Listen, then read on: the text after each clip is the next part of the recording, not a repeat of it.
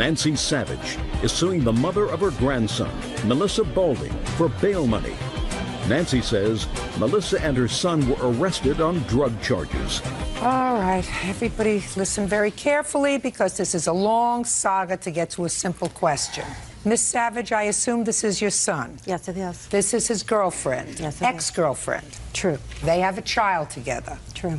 She doesn't have custody of the child. He doesn't have custody of the child. One of your other children has custody of the child because both of these two people were, in somebody's opinion, not capable of taking care of this child. According to your complaint, some time ago, your son was driving your car with her in the car.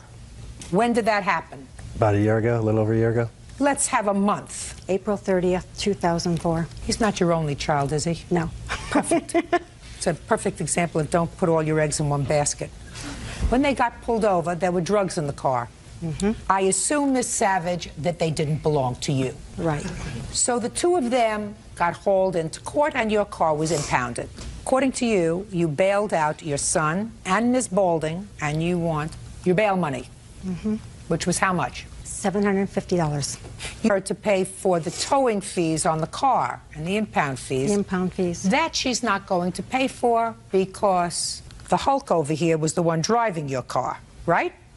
Yes. And you gave him permission to drive your car, I assume. So I would suggest you get the impound and towing fees back from him. By the way, have you paid your mother back for your bail? Yes, I have. Except for $50 of it. What about the towing fees? No, I haven't. Where were the drugs found? They were found behind the glove box, stashed. Whose drugs were they? They were his drugs. Had you used drugs that day? No. Were you under the influence of drugs that No. day? Were you under the influence of alcohol that day? That was possible. What? Yes, ma'am. What time of the day was this? Around 12 o'clock in the afternoon because I was laying out at my pool. What time had you started drinking? Around 12 o'clock. He's shaking his head no, I tend to believe him. Were any charges ultimately brought against you? Yes, ma'am. For what? That I'm not quite sure about them, but I have this paper right here stating that it was all dropped and dismissed. Let me see that, please.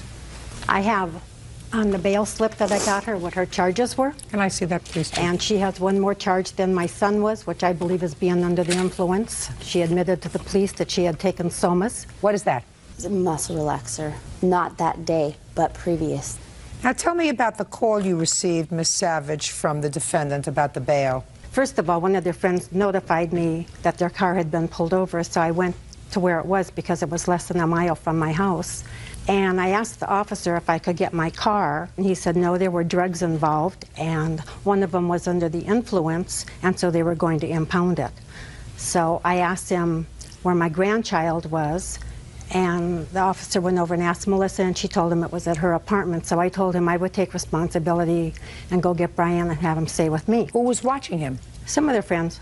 Go ahead. So I went and brought my grandson home, and I was trying to calm him and everything. He was very upset. How old is he? 2.5. Go ahead.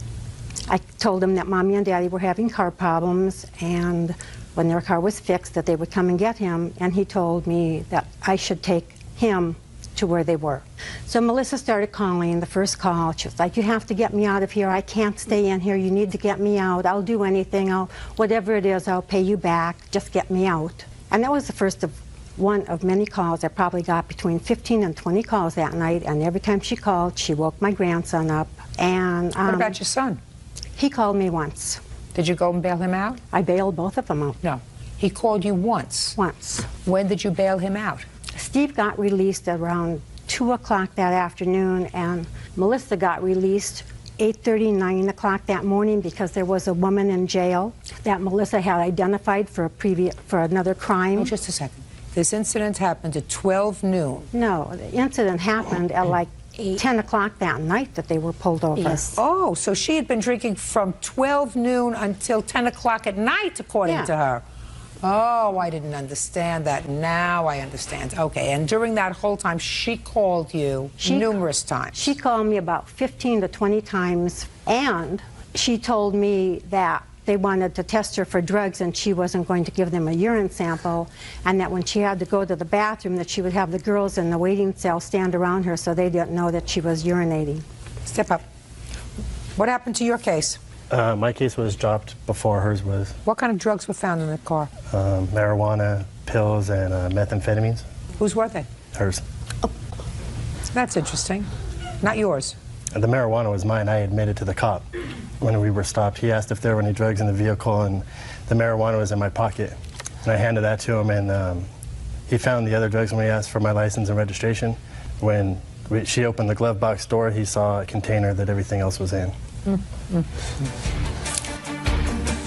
are you? Her mother. Step up. Why do you think your daughter didn't call you to bail her out? Because I taught her not to call me and bail any of my children out until they have gone to their first preliminary hearing. She was in Ohio. Just a second. They'll possibly lower the Just a bail or second. drop the What's your cases. last name? Daly. Miss Daly, how many children do you have that have been arrested? Oh, this one. So when you said you've taught all your children not to call you until after they have had their first bail hearing, you were really referring just to her? No, I raised 4 daughters as a single parent. Yes. And I worked in law enforcement for 30 years. Yes. And I just informed them that if they got into a situation where they ended up in jail, I would hope this wouldn't happen, but I just wanted to make sure that they knew what to do. How many years have you spent in law enforcement? All told, 20. Between us, we have more than a half a century in law enforcement, Miss Daly. How many children do you have? 4. Between us, we have 9 children. Did you ever have a conversation and tell your children, if you ever get arrested, make sure you wait until your first bail hearing because your bail will probably be lowered? Do you remember having that conversation when you told them about, don't talk to strangers, don't go near people's vans? You ever remember having that conversation with your 4 children? Negative. Me neither. So you want to go through this one more time with me? Because unless you're kooky, because I never heard of a mother, even in law enforcement, sitting her children down and saying, listen, never talk to strangers, be home at midnight, don't give any strangers your phone number, and if you ever get arrested, I want you to wait until your first bail hearing before you call me because your bail may be reduced. Were you happy to get out of jail? Yes, ma'am. Pay her the money.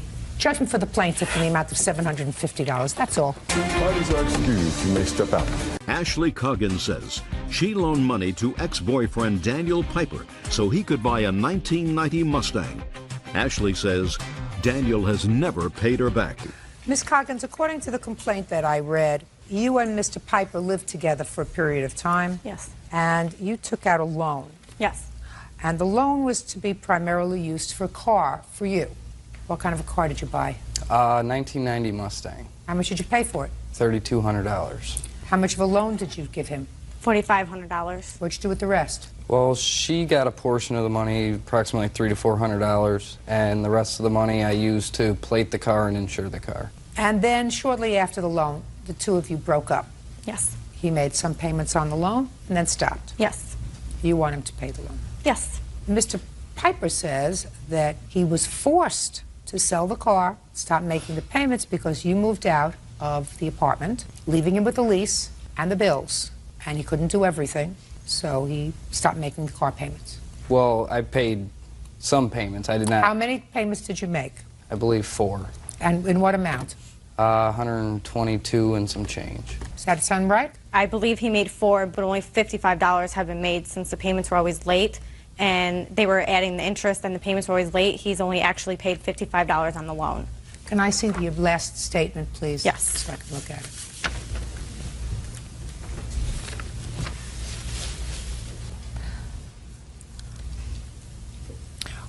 Well, the balance is $4,445.20, but some of this is yours. Right. Well, let's say there's $4,000 left on the loan. Now, did you both sign a lease for this apartment? Yes. When did you sign the lease? March of 2004. And when did you move out? I moved out July of 04.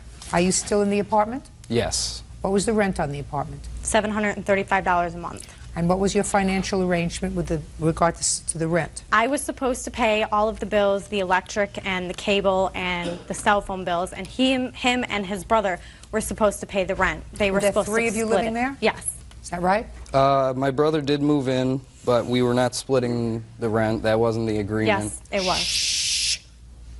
Why not? Due to the fact my brother had just got back from the Navy, he was in a tight spot, he needed a place to live. I let him move in with us under the agreement that he would pay $200 a month. Is he paying $200 a month? Yes. Then you're almost whole, sir. If the rent is $735, let him pay half the rent. He's not in a bind anymore. I understand, but he's Right. also not on the lease. I don't care whether he's on the lease or not. He's living there. Yes. I mean, your defense to this whole action with regard to the car is that she left you with the lease, which I would take into consideration, except for the fact that you moved your brother into the apartment and he can pay half the rent. I mean, he's a big boy. Yeah, but what was I supposed to do when she left the lease, didn't have somebody else move in? Listen to me very carefully. Okay. When you moved into the apartment together, the two of you, in March of '04, did your brother move in with you? Yes. At the same time? Yes. Really? Yes. With no agreement that he was to pay at least a third of the rent? No. The agreement was $200. Well, you better change the agreement, sir. Circumstances change. He's living there with you. Now, put your hand down. You sold the car. Correct. Two. Kid named John.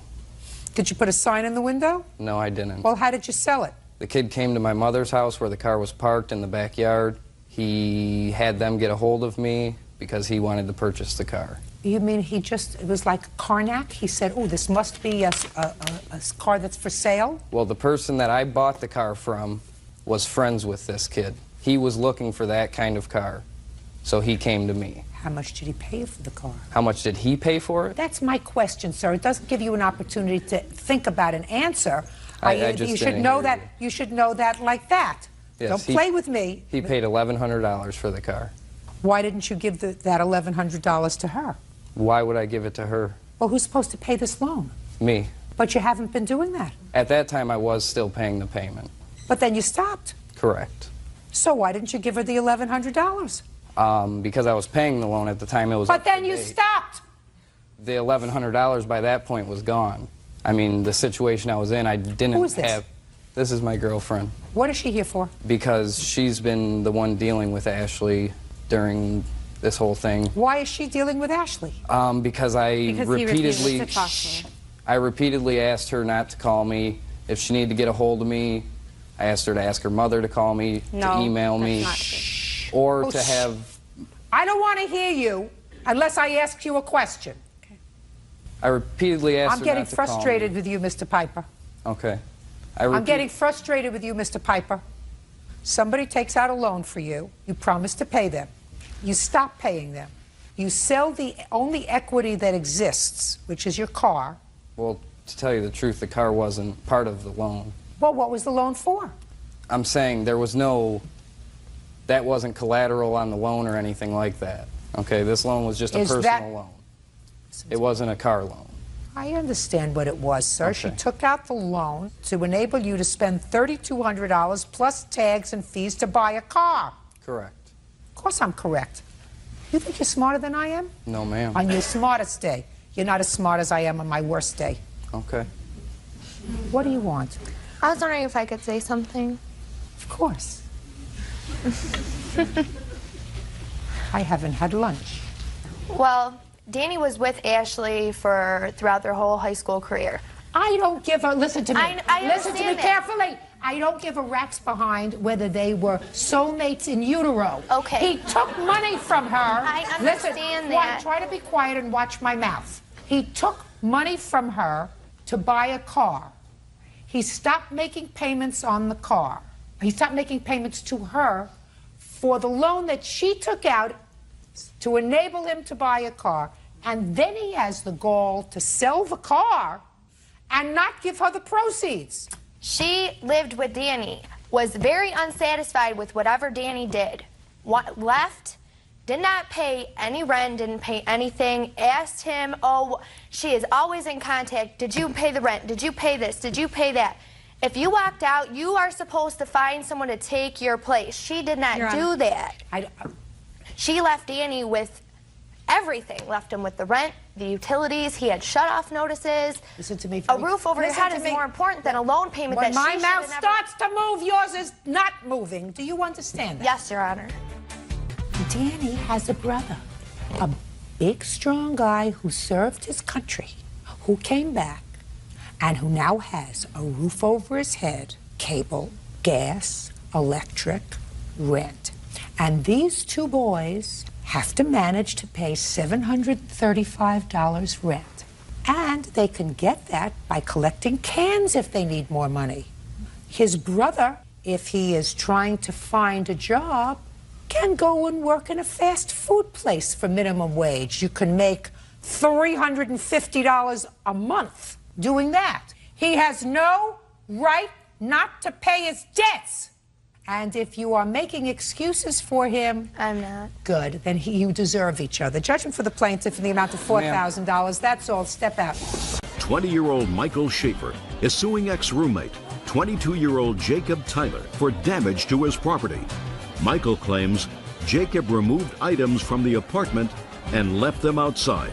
All right, so I have some preliminary questions. Let's listen up very carefully, and let's start with the ground rules, which are everybody tells me the truth, right? Yes, ma'am. Yes, ma'am. Good. You two were roommates for Yes. a period of time. Which one was the neat one? I was. And who was the slob? He was. I wouldn't say I was a slob. I wasn't as anal retentive as Jacob. He had roommates that This is your complaint. Mr. Tyler moved out for the end of the lease. Yes. Mutual? were. Yes. Yes. The lease was to expire on May 31st of this year. Yes, ma'am. On May 31st, you came back. To verify. I like to tell the story myself. I'm I could sorry. do this as a one-man show, except that I need sometimes some input from you. Okay. You came back to ensure that he moved out on time because you were still responsible on the lease, Yes. and they had your security deposit, Yes, right? ma'am. And when you came back, you found Mr. Schaefer not being a slob, a little disorganized. All of his stuff is still there. The place is a pigsty, and you start to clean it up. Yes. He leaves. Where did you go on May 31st, by the way, when you left? It was about 10 o'clock at night. I went home to go to sleep. You went home where? To my parents' house. I moved back in with my parents. When did you move back in with your parents, Mr. Schaefer? I had been moving things into their house over the course When was the last time you slept in this apartment? of the morning of May the 31st.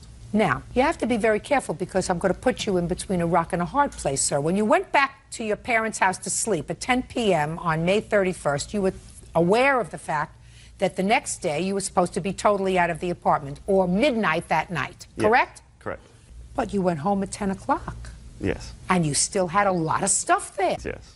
Well, that's why you're here, Mr. Schaefer, because it is your claim that you had a lot of stuff there that he took out and set outside, and it was either ruined by the rain or stolen.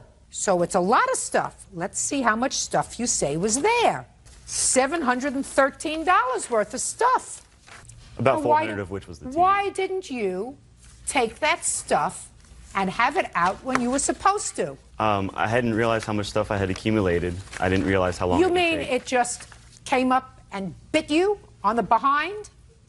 And if you did, why didn't you, instead of going home at 10 o'clock at night, Mr. Schaefer, stay up until midnight and get all the stuff out of there? I was very tired. That's too bad. I figured we could settle up with the apartment. We could pay for an extra day just to get the rest of my stuff You out. weren't going to pay for anything because the security deposit was his. We would have settled afterward. I don't believe you. And after you got your stuff out, stop playing with your papers, Mr. Anal Retentive. Sorry.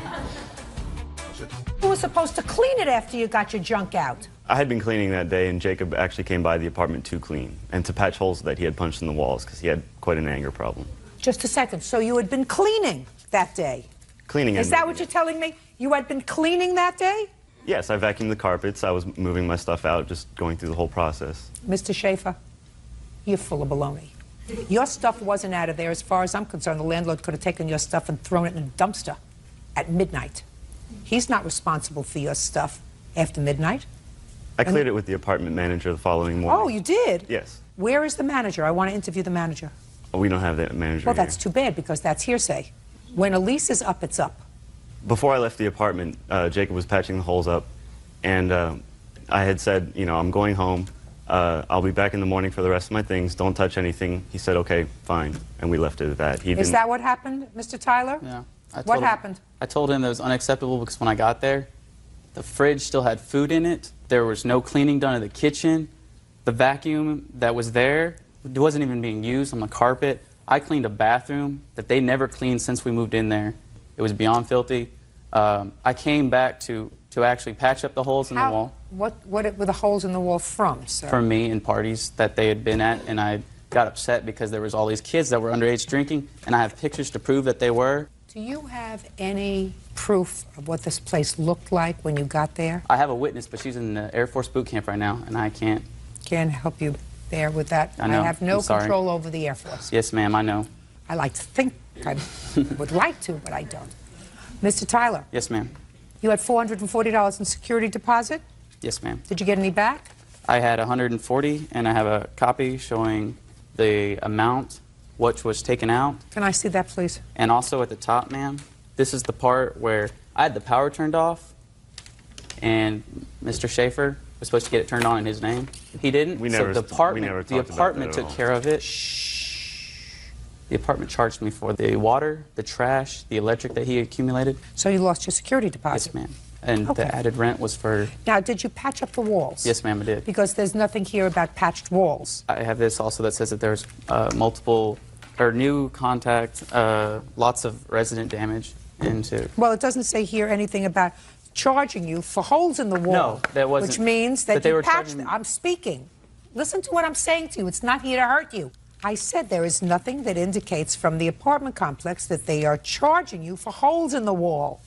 That would be a good thing. Then you say, you are right. You are correct, Judge. Yes, ma'am, thank you. Where did you put whatever stuff of his was left outside? I moved it underneath the stairwell of the upstairs. I covered it with blankets. I wrapped his VCR in bubble wrap. Unfortunately, he said that it rained the next morning in the area. What happened when you came back the next day? So first of all, what time did you come back to the apartment the next day? About 9 in the morning. And what did you find when you got there? I came there with my girlfriend. This is Nicole. We came there with her truck to get the rest of my stuff, and we came up to the apartment. Just a second. Step up. Your last name is? Sierra. Miss Sierra, when did Mr. Schaefer pick you up? I came to pick him up with my truck at a little bit before 9 a.m. on June the 1st to go retrieve the rest of our stuff. Had you been there? What do you mean the rest of your stuff? Had you been living there too? No, I just... Some of her stuff was in there. I'm sorry. Don't speak. My couch cushions and my vacuum was there. So my and- question is, had you been living there? No, ma'am. Had you been staying there? Yeah. Don't play with me. Had they used your truck to move the other items? Don't look, listen to me. Don't look at him. Don't you have an independent recollection of this? I asked you, had they used your truck to move out the other items? Yes, some of the other stuff. How many days had they used your truck? Probably about 4 days. Good. And where were you the night of May 31st? I was at home. Doing what? Resting. I work 30 hours a week, and so I was... Ay, my God, 30 hours a week. Oh, you must be exhausted. How old are you? I'm 23. 23, and you work 30 hours and I a go week? to school full-time. Good. What school do you go to? I just graduated from the North Lake Community College in Dallas, Texas. Good. So you graduated from college, and I know from college. I mean, I know how many hours a day one goes to college. So 30 hours a week working, you can manage. So you were exhausted. I wasn't exhausted. What about you? How exhausted were you? Where do you work? I worked at Metro Volkswagen. And you also go to school full-time? No, I'm not in school currently. You work 40 hours a week? Yes, ma'am. So you work 40 hours a week and don't do anything else. You've got a girlfriend who works 30 hours a week and goes to school full-time, so you should have been pretty wide awake on the 31st. I don't see what you needed to go to sleep for at 10 o'clock at night. You have no case, sir. He is not obligated to risk his security deposit because you decided you needed an early nap. He secured your stuff as best as he possibly could. If it was ruined by the rain, that's your problem. You should have had it out by May 31st. You owe him $440 for security deposit. Because you lived like pigs, then you have to pay for that. Goodbye. Parties are excused. You may step out. Laura Schmidt says Cody and Brandy Mather owe for breach of contract regarding the sale of a weekend cabin. Well, folks, I must tell you that I have been involved in the sale of property over the course of my lifetime, and this is one of the dumbest contracts that I have ever seen. And why three seemingly intelligent people would enter into such a ridiculous agreement is beyond me. And why the attorneys who represented you in the sale of this cabin would allow you to enter into this agreement. Maybe it's because you're young, but you're not that young. So this is what it's about, Bert. Listen, careful attention. Got it. Miss Schmitz had a cabin that she was very fond of. It was a vacation cabin. However, as fond as she was of the cabin, she decided to sell it. And she sold it to Mr. and Mrs. Mather, a lovely young couple who wanted a vacation place. Where is this cabin located? Sashing Lake, Washington. Beautiful, on a lake. However, Miss Schmitz wasn't prepared to totally let go of this cabin, so she maintained, through a letter of intent with the Mathers, an agreement that twice a year she was going to be able to use the cabin for a week each. Once Memorial Day, where she had a big party every year, and once during the summer. These folks agreed to that condition. Now, the first week she used the cabin, according to her, everything was okay. Yes.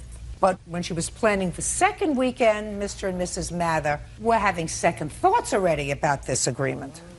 So they sort of, according to her, made it unpleasant. They didn't give her the key to the cabin. They said, we're not giving you a key. We'll unlock it, and when you leave, you lock it. Which sort of, to her, made her a prisoner in the cabin because she couldn't leave for the whole week. She was afraid the cabin would be unlocked and unattended to. And then she found her stuff piled up because she sold the cabin furnished. Anyway, because of what she considered a breach of their contract, she hired an attorney to sort of get involved. So she is suing them now because she wants the attorney's fees that she expended to sort of make sure this weekend took place. And then when she went there, you flew there, is that right? Yes, it's over 300 miles from where I live. So did you fly, is my question. Yes. To make a long story short, she didn't stay. So she wants them to pay for her airfare and for some stuff of hers that she says was missing from the cabin. I don't know what could be missing since she sold it. So, I don't understand that. Mr. and Mrs. Mather say, well, they really weren't thrilled with her coming for the second weekend because they had heard via neighbors about the previous weekend, but they never told her that she couldn't come, and that when she was there previously, she broke some things, she took some things, and also for lawyers' fees because they had to get their lawyer involved to talk to her lawyer about this alleged breach of contract for the second week vacation. Did I sort of outline it pretty well? Yes, Yes. The idea was this sale with tentacles. Laura. Your Honor, it was my idea because I was giving up thousands of dollars in a prepayment penalty so that they could get their own financing. You bought the cabin when? In '94. And you bought a it? 20-year contract. Which said? $1,000 for every year and partial year that you end the contract, and it was an assumable contract. Just a second. You're talking about a mortgage? Correct, a contract. Oh, just a second. It's not a contract. You're talking about you had a mortgage. That was an assumable mortgage. With a prepayment penalty. Oh, now I understand. We're talking apples and oranges. I'm glad you understand. All right. She had an assumable mortgage, but if they wanted to pay off the mortgage, if she wanted to pay off the mortgage early, there was a penalty. If she got somebody to assume her mortgage on the cabin, then there wasn't a penalty. And you did or did not assume the mortgage? We didn't assume the mortgage. You didn't assume the mortgage so that it cost you $10,000 extra in your way of thinking to sell it to these people? Yes, Your Honor. Well, let me tell you this, Ms. Schmitz, that's a skewed way of thinking because all you have to do is find another prospective buyer who'd pay you an additional $10,000. But what you don't do is say, well, I'm going to sell it to you, but I want to be able to use it twice a year for free, forever, because that's dumb. Thank you. Right? Yes. It's very. It's not the last cabin in the world. No. So, how long have you been married? 8 years. 8 years, yeah. How difficult is marriage? It's hard. What? It's a lot of work. And you love him? Yes. Right? You don't love her? No. You just signed on to be married to her I know. forever. That's right. And our family Yeah. warned us and warned us. I know. Family. My mom. I know. She knew. You don't love her. She's a stranger. You don't know if she's a nut. You don't know what her friends are like. You don't know if she's a slob. You don't know, whatever. And you have married her for as long as you have that cabin. And I don't even know if this provision of 2 weeks goes with the sale of the cabin, does it? No, it was a side. doesn't. So, now, I'm really going to try to help you. What's it going to take, Miss Schmitz, to let them out of this stupid deal? Well, she told me on this. What is it going to take, Miss Schmitz, to let them out of this stupid deal? I would like to be paid for the money that I lost. $4,000. No, a lot more than $4,000. And today is not about the prepayment penalty. Just a second. Who do you live with? Myself. You have to find something else to do with the next 5 years of your life other than sue these people. Because the contract that you entered into was dumb. The prepayment penalty for your mortgage had absolutely nothing to do with selling them this property with this 2-week provision. It's dumb, and you should finish it today. And you should allow me to help you. I'm prepared to help you. If you don't want me to help you, I don't think you're going to like the judgment today. Do we understand each other? You have to find another purpose for living other than this cabin. You have to let it go. Now, if it's going to cost $4,000 to let them out of this ridiculousness, it will give you the opportunity to spend the next 4 years someplace else, $1,000 a week, celebrating your birthday, Memorial Day, or whatever else you want to celebrate. But you have to let them out of this ridiculous bargain, because otherwise what they're going to do is, as much as they love the cabin, they're going to sell it to somebody, maybe even a relative, to get out from under this ridiculous commitment that they made. So it's my job to try to reduce the amount of litigious behavior we have in this country, not expand it. So I am prepared to help you, Ms. Schmitz. Do you want me to help you? Yes. Now I'm going to ask you again. How much is it going to cost to let them out of this ridiculous contract? Your Honor, I'm out $4,000 in addition to the thousands I paid in the prepayment penalty. They're not responsible for your prepayment penalty. That's your bag. You could have said to the realtor, one of the conditions of a purchaser is someone who is going to assume my mortgage so it won't cost me an additional $10,000. How much did you pay for the property, Ms. Schmitz? $62,094. How much did you sell it for? $131. So that's not bad. And you had the use and enjoyment of it, and you doubled your money. And even if you say, well, you had a prepayment penalty on your mortgage, take off $10,000, $121. So you doubled your money in 10 years. That's pretty good, right? So I'm going to ask you again, what is it going to cost to let these people out of this ridiculous contract that you both entered into? Your Honor, I wasn't prepared to talk about the prepayment penalty I just talked about the prepayment penalty. Did I make sense to you? Yes. You think it's going to make more sense to retain a lawyer, sue them, continue to sue them, because the lawyer's going to charge you money. I would charge you money at the rate of $500 an hour. So, and a lot more aggravation. So all I'm telling you is you have to find a life other than suing these people. It's over. And I am prepared to help you. I would take me up on my offer. I will. Good. So let's go again. How much is it going to cost to let them out of this ridiculous contract? Then I'm going to ask them if they're prepared for it. Since the maximum I'm allowed to ask for of the $15,000 is $4,000, I guess that's the maximum I can receive. Well, I'm going to let you amend your complaint to ask for $5 because that's the jurisdictional limit of this court. Thank you. Now I'm going to come to you.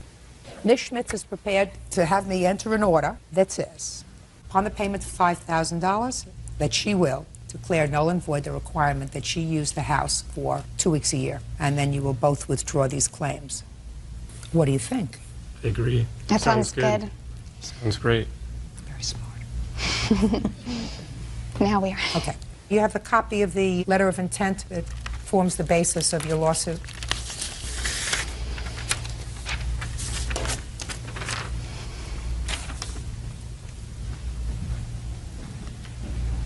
You prepared to withdraw at this point your counterclaim?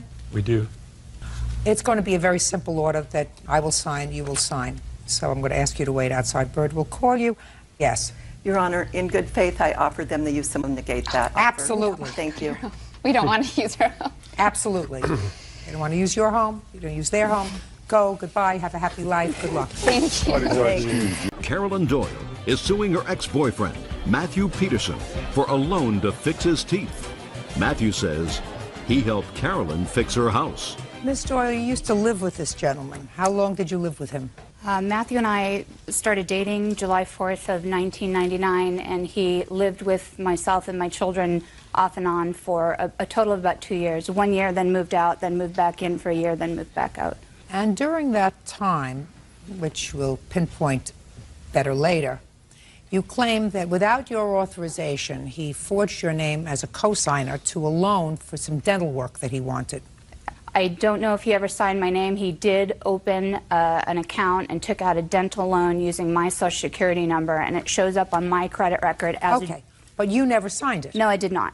Well, so somebody signed your name to it. I never saw the documents, Your Honor. Okay. I assume he has the documents somewhere in his pocket. In any event, he didn't pay the loan? Correct. And it's negatively impacted on your credit? Correct. You no longer are together, and you want him to pay the bill? Correct.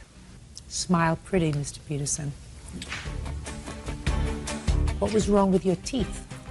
2 porcelain crowns on my front teeth, and both of them were fractured. And So it was cosmetic work. more or less, without them, though, I just have 2 posts there, Not attractive, but clearly you can live that way. I suppose. Now, when did you want to replace these 2 porcelain crowns? I was living with it cracked for probably about a year or so, and then in the process of chewing gum, it completely broke off one afternoon, and I was left with just the post that goes under the crown, my real tooth, and it was somewhat of an emergency at that point. You know, the following morning, the dentist squeezed me in, and Now, were you and Miss Doyle living together at the time? no. Were you still seeing each other Yes. exclusively? Yes. Any reason why you weren't living together? We lived together when I owned my condo, and I wanted to flip that into a single-family home because I have 3 kids, and I wanted him to have a nice home with a backyard in a neighborhood, and he didn't agree with my decision to sell the condo. I was buying it on my own. He wasn't buying it with me, but he disagreed with my decision to sell the condo and buy the house. So when I sold... just my own curiosity, why? I think he thought things were fine the way they were, and so why move? Okay, so that's when he moved out, but you still continued to see each other. Correct. So now the dentist squeezes you in August. Yes, ma'am. I'm listening. Okay, I went to the dentist's office in the morning upon looking at the other front tooth that was fractured as well, so they said, we have to take care of both of them.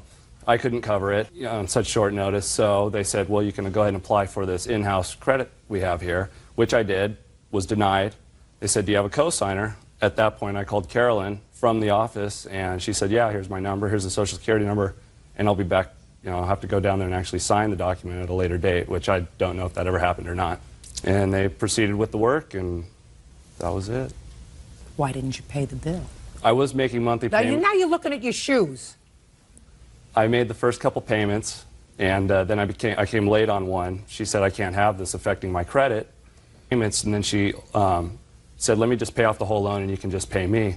And then when we ultimately ended up breaking up, walked out, and that was the end of that. And I had done considerable amounts of work on her house, remodeling, fixing it up, Which painting. I paid him for. Just a second. Please don't interrupt. I'm sorry. And I just kind of figured the whole thing was a wash. It was easier just to get out of each other's lives and move on.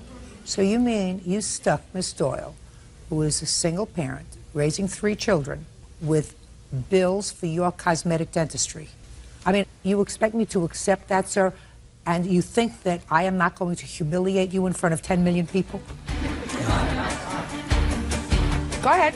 Upon our last conversation when I left, I was served with papers days later, so there was never any opportunity to discuss any kind of payment plan. She never asked me for the money. Why should she have to ask you for anything? How old are you? 32. You work? Yes, ma'am. You have children? No. So whatever work you do, you just manage to take care of yourself, Correct. right? Now, what about Miss Doyle? Does she work? Yes, she does. And she takes care of 3 children? Yes, she does. And she runs a house? Let me ask you a question. When you were living in the house, did she have household help? No, myself. Did she have, yeah, I know how helpful you are. Did she have household help? No, Who did the laundry? she did. Who cleaned the bathrooms? She did. Who had a full-time job? She did. Who had 3 children? She does. Who had 2 cracked porcelain crowns? That's me. Are you embarrassed? When you lay it out like that, yes, I am. Well, if your mother didn't lay it out for you like that, I'm going to lay it out for you like that. How much was your dental work? All said and done, approximately $2,700. How much of that did you pay? About $300. What kind of car do you drive? Ford truck, What year? 2000. Were you making payments on it in 2004? Yes. Were you paying rent in 2004? Yes. You get where I'm going? Yes, I do. Peterson. Anything else you want to say? I'd like to add just the extent of the work I did around her house. It was a verbal agreement. Let me ask you a question, Mr. Peterson. I just asked you a few questions. When you were living together, did you take a shower? Yes. Who cleaned the bathroom? She did. When you were living together, did you change your underwear at least every other day? Yes, ma'am. Who did the laundry? She did. You get Not my, exclusively. You get my drift? I get your drift. I won't even go into other more intimate details, sir, but I can almost guarantee you this. Believe me, you got the better end of the bargain. She knows what I mean. So do most of the other women.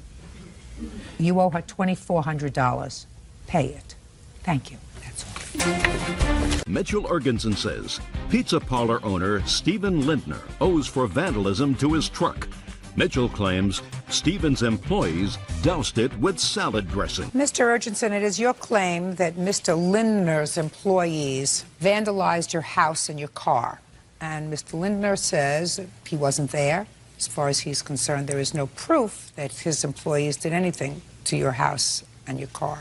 Who do you live with, sir? Myself and my 2 daughters, How old are your daughters? 17 and 19. What kind of work do you do? I'm an electrical contractor.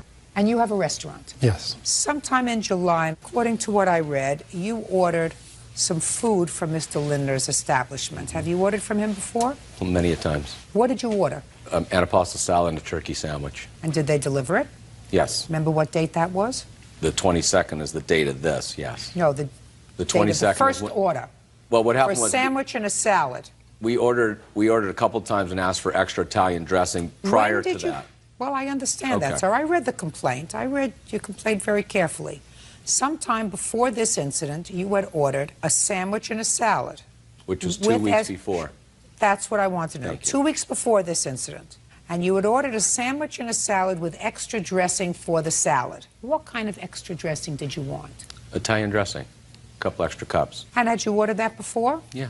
And had they always accommodated you before? Yes. Who was the salad and the sandwich for? Me and my daughter. Actually, my oldest daughter. Who was eating the salad? Who was eating the sandwich? Or were you sharing? Share it. And your order came, and they didn't send the extra dressing. They didn't send any dressing. So you called back the restaurant. And what did you say to them? I asked them, they didn't bring me any dressing. I talked to one of their guys in there. He said, we're very sorry. We'll be out in 10 minutes. And I said, please do, because I don't want to wait another 40 minutes for like I had to wait for my order. I want the salad dressing right away. No problem, sir. We'll be right out there. Waited about 40 minutes, almost an hour. Nobody showed up at my door. I called and I said, can I talk to the manager? And he says, I am the manager. I said, well, I've been waiting for my dressing now an hour. They didn't bring me any. Well, I didn't know. He said, I didn't know anything about it. We have no drivers anymore. They all went home. And I got angry with him. I said, well, I want a credit on my food then. And he said he wasn't going to give me full credit. And I said, I would like full credit for $12. I couldn't eat anything. You couldn't eat the sandwich? Not by that time, because we normally put the salad dressing on the sandwich, too. That's why we order extra for the salad and the sandwich. The girls like it. They like the extra vinegar and stuff. So we got mad. The manager hung up on me. I tried to call back. Nobody answered. Nobody answered. So I let it go. And about 2 weeks later, I ordered the same meal. And when the driver got there, I said, we have a credit, and I shut the door. Very grown up of you. Yeah. You think that was right? Come see, come saw. What is come see, come saw? Well, I had a Do you- credit. Do you think, I mean, the no, guy you- agreed he no, was no, going to no, pay no, me no, half no, the no, no, credit. no. Listen to me, sir. Okay. You said you wanted a credit. No, the manager also told me he was going to give me a credit on the salad, but not the sandwich. That's right. That's what you just told me. He said, Right. well, we will certainly, sir, give you a credit on the salad, because if you run the kind of house where you don't have any dressing at all in your house for 3 adults, if you can't eat the salad, we're sorry about that, but we're not going to give you credit on the sandwich. You decided you wanted a credit on both. So when you took your food and slammed the door in the driver's face, which is what you just told me that you did, that was the wrong thing to do. Okay. There were a lot of other things that you could have done other than stiff the driver. Because Well, it wasn't the driver, it was the pizza. No, it's the driver. Because they're giving them the food, and when they come back and he says, listen, we went to somebody's house and they wouldn't give us any money, either one of two things happen. Either they say, well, we're taking it out of your money, or they call you. Did they call you? No. So you don't know whether the driver got stiffed with your $12 meal. Anyway, Mr. Ergenson, it was very immature of you. And what I'm surprised about is, evidently you are a single father raising two children. It would seem to me that you would have enough to occupy your plate other than engaging yourself in these petty little situations that cause nothing but problems for people. Are you telling me that your girls are so perfect that you have nothing else to worry about? Or maybe they're not so perfect that you got plenty to worry about, that you were taking it out on some stranger. No, my girls are plenty perfect. They're very They're good plenty girls. perfect. Well, then there's something wrong with you. Okay. All right.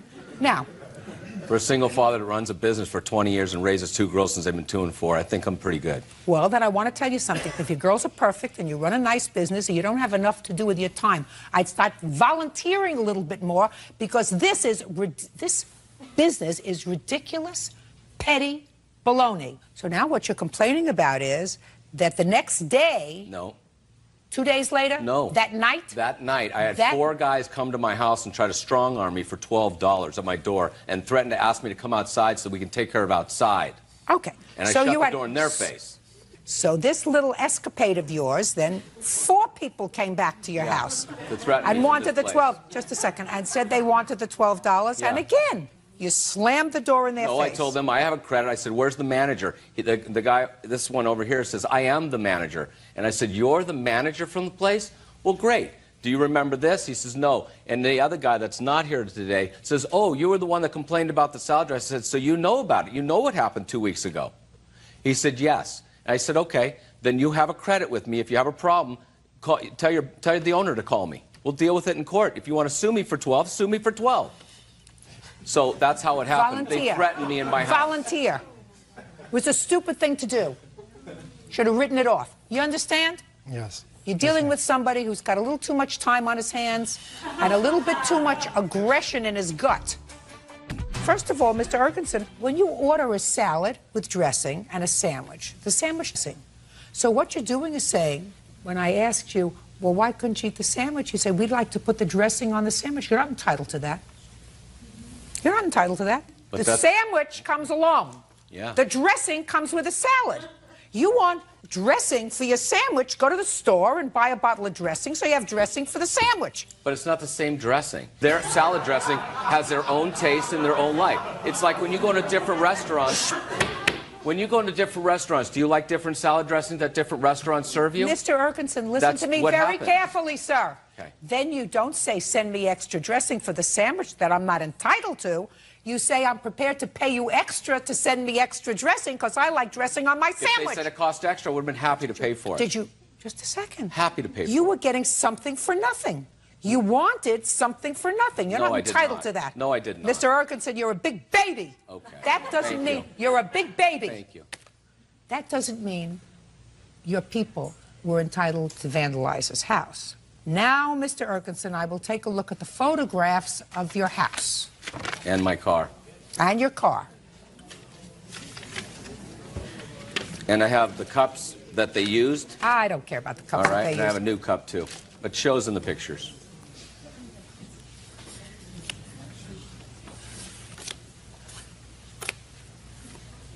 And I also have repairs that you might want to see. Let me see the bills. Mr. Lindner, the way to respond to someone who is behaving in an immature way is not to stoop to their level. There isn't a question in my mind, after examining these photographs, that this vandalism to the plaintiff's house was done by someone in your employ or in the employ of the restaurant. No question. You get me? Yes, ma'am. Ah. Now, I don't know whether you went home. I don't know whether they said, listen, He deserves it. What he did was he was acting like a baby, acting like a big baby. But you don't take the law into your own hands and commit a crime. Absolutely not. You want to file a police report and say he stole food from me? That's your prerogative. He did. It would be no different from him coming into a restaurant, having a meal, and getting up and leaving. And saying, well, the last time I was here, I didn't have a good meal.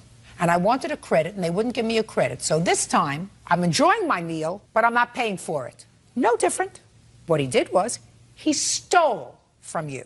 And for that, oh, yes, you did, sir. There is no difference from what you did than if you walked into their restaurant or walked into a, I'm speaking. No difference than if you went into a restaurant, ate, didn't like the meal, they wouldn't give you a credit. And a week later, go back to the same restaurant, order the same meal, and get up and leave. And if the police came, they would have arrested you for theft of services, because that's what it is. They still had no right to vandalize your house. Do you understand? Yes. You don't resort to that sort of behavior because he acted like a jerk. And came to my house and threatened me in my house. No, ma'am. And my daughter will attest to all that, too. Listen, I don't want to get your daughter involved. It's bad enough she had to be involved. It's bad enough she had to be involved with it because of your stupidity. From these guys doing this. No, listen to me. She was. Listen to me. She was up a whole night and frightened because her father acted like a jerk. Okay. That's why she was up all night, because her father acted like a big baby. Cost you $229.23. Is that right? And lost wages in my work. Well, that's too bad. Counted lost wages in acting like a jerk. They're not allowed to vandalize your property. Cost you $229. I hope it felt good. Do you understand? Yes, ma'am. $229.23 less 12. $217.23. Judgment for the plaintiff, that's all. Lisa White is suing business owner Susan York for the cost to repair her vehicle. Lisa claims Susan's son, 8-year-old Dylan, hit it with a rock. Miss White, it is your complaint that Miss York's little boy, I assume this little boy, was throwing rocks in the street, and one of the rocks hit your car, causing some damage. That's correct. And you want his mother to pay for the damage. Miss York says, she doesn't think her son was responsible for that. He was merely rolling rocks, although she wasn't there. She says that it was really your conduct that was outrageous on that day. So tell me when this happened. It was approximately 7 to 7:15 in the morning on May 12th. I was on my way to work. I was traveling down East Yacht Drive. Where is that? It's in Oak Island, North Carolina. As I approached the intersection where the children were, they were in the street. How many children were in the street? Approximately 5, 2 boys and 2 or 3 girls. I assume they were waiting for the school bus? That's correct. Okay. As I approached, I noticed that they were playing in the street, so I slowed down. They moved to the shoulder of the intersection. One little boy was throwing stones into the other empty lot across the street, and as I approached, Dylan threw a rock at my car, and I heard it hit. You saw him do that? Yes, ma'am. So you stopped your car, and what did you do? I got out, and I'm like, you, come here, what's your name? And I said, look at what you've done to my car. I said, where do you live? He said, down the street. I said, you get in my car, and I'm taking you to your mother to show her what you're doing at the bus stop. Well, he had extra stones in his other hand, and he threw those down. I said, no, you pick those up, you put them in my car, and we're going now. So he got into the car, and I took him straight to his mother's house. I told him to go upstairs and take the stones with him to show whoever was there. I didn't know which parent was home. I said, take those and show them what you've been throwing at my car, and send them downstairs to talk to me. And she came down to talk with me. And what did she say? Well, she asked him, did he do it, and why did you do that? I told you not to throw stones. I told her. What did he say? He's like, well, it was an accident. I'm like, no, it was not. I saw him do it. He said to his mother it was an accident. That's correct. Is that right? Yes, ma'am. Stand up next to your mother. Dylan, how could it be an accident if you were throwing the stones? I was rolling them across the road, and she was going like 70. Dylan, I don't want your nose to get long. I want you to tell me how it's an accident that stones that you were rolling on the ground hit somebody's car. I rolled it, it bounced up on another You rolled it and it bounced up? A rock? It hit another rock and it bounced. That's a fib, Dylan. You're not supposed to fib. anytime, especially not when you're in court, because that's a fib. If your mother doesn't know it's a fib, I know it's a fib. You and your friends were throwing rocks, right? Yes. And one of the rocks hit her car. Yes. See how easy that was? Yes. What your complaint is, Miss York, and one that I quite telling, is that Miss White exercised very poor judgment in putting your son into her car. This is correct. Because I don't think North Carolina is any different from any other place in this country. You don't take somebody else's child and put them in your car. That's very poor judgment, Miss White. I don't think there would have been anything wrong in you saying, if you live right down the street, you go right home, I'm going to follow you, so that you would know where he lived. But you don't take anybody else's child and put them in your car. Now, can I see a picture of the damage to your car? I do have a photo, but you cannot see the actual dents or chips in the car, in the paint. Well, it should just be one. No, there's actually several. I have a police report stating that the officer noted 6 chips areas. Well, he didn't chip it 6 times. He threw 1 rock. That's according to you. He had several stones in his other hand. I don't know how many stones actually hit. I don't know how many children were involved in throwing stones, but you said to me, I saw him throw a stone. I heard it hit my car. There's a difference in hearing 1 or hearing 6. Your Honor, may I say something? When she drove to my house, I saw 1 little dot, and then in return, it ended up being dents. I never saw a dent. She even herself said it probably won't be much. Well, what she's suing you for is $300. Yes, ma'am. Which isn't much. I think what your complaint is, quite frankly, despite the fact that I read your answer, and your answer gave me the same malarkey that he was rolling stones. Children don't roll stones. They throw stones at cars. And that's what he did, because that's what he just told me he did. Right, yes, ma'am. So you're responsible, because if you want to make sure that your son doesn't do that, and I assume he's done it before, right? Not that I'm aware of, no, ma'am. Never heard of him throwing rocks before? Not at cars. At anything? I mean, he's a little boy. I guess he does throw rocks, yes. Okay, well, if he's a little boy and he throws rocks, then you should be out there with him waiting for the school bus. Your Honor, I would like to say, when he came home from school, I had asked him what happened. And he admitted that he had been rolling rocks. Rolling rocks doesn't... Rolling rocks, throwing rocks, and 1 hit her car. And then he proceeded to show me how she forcefully put him in her car. I have a written statement for... I don't take statements from people. She had no right to put him in the car, take him in the car, ask him to get into the car, pick him up. Absolutely no right to do that. He wasn't injured.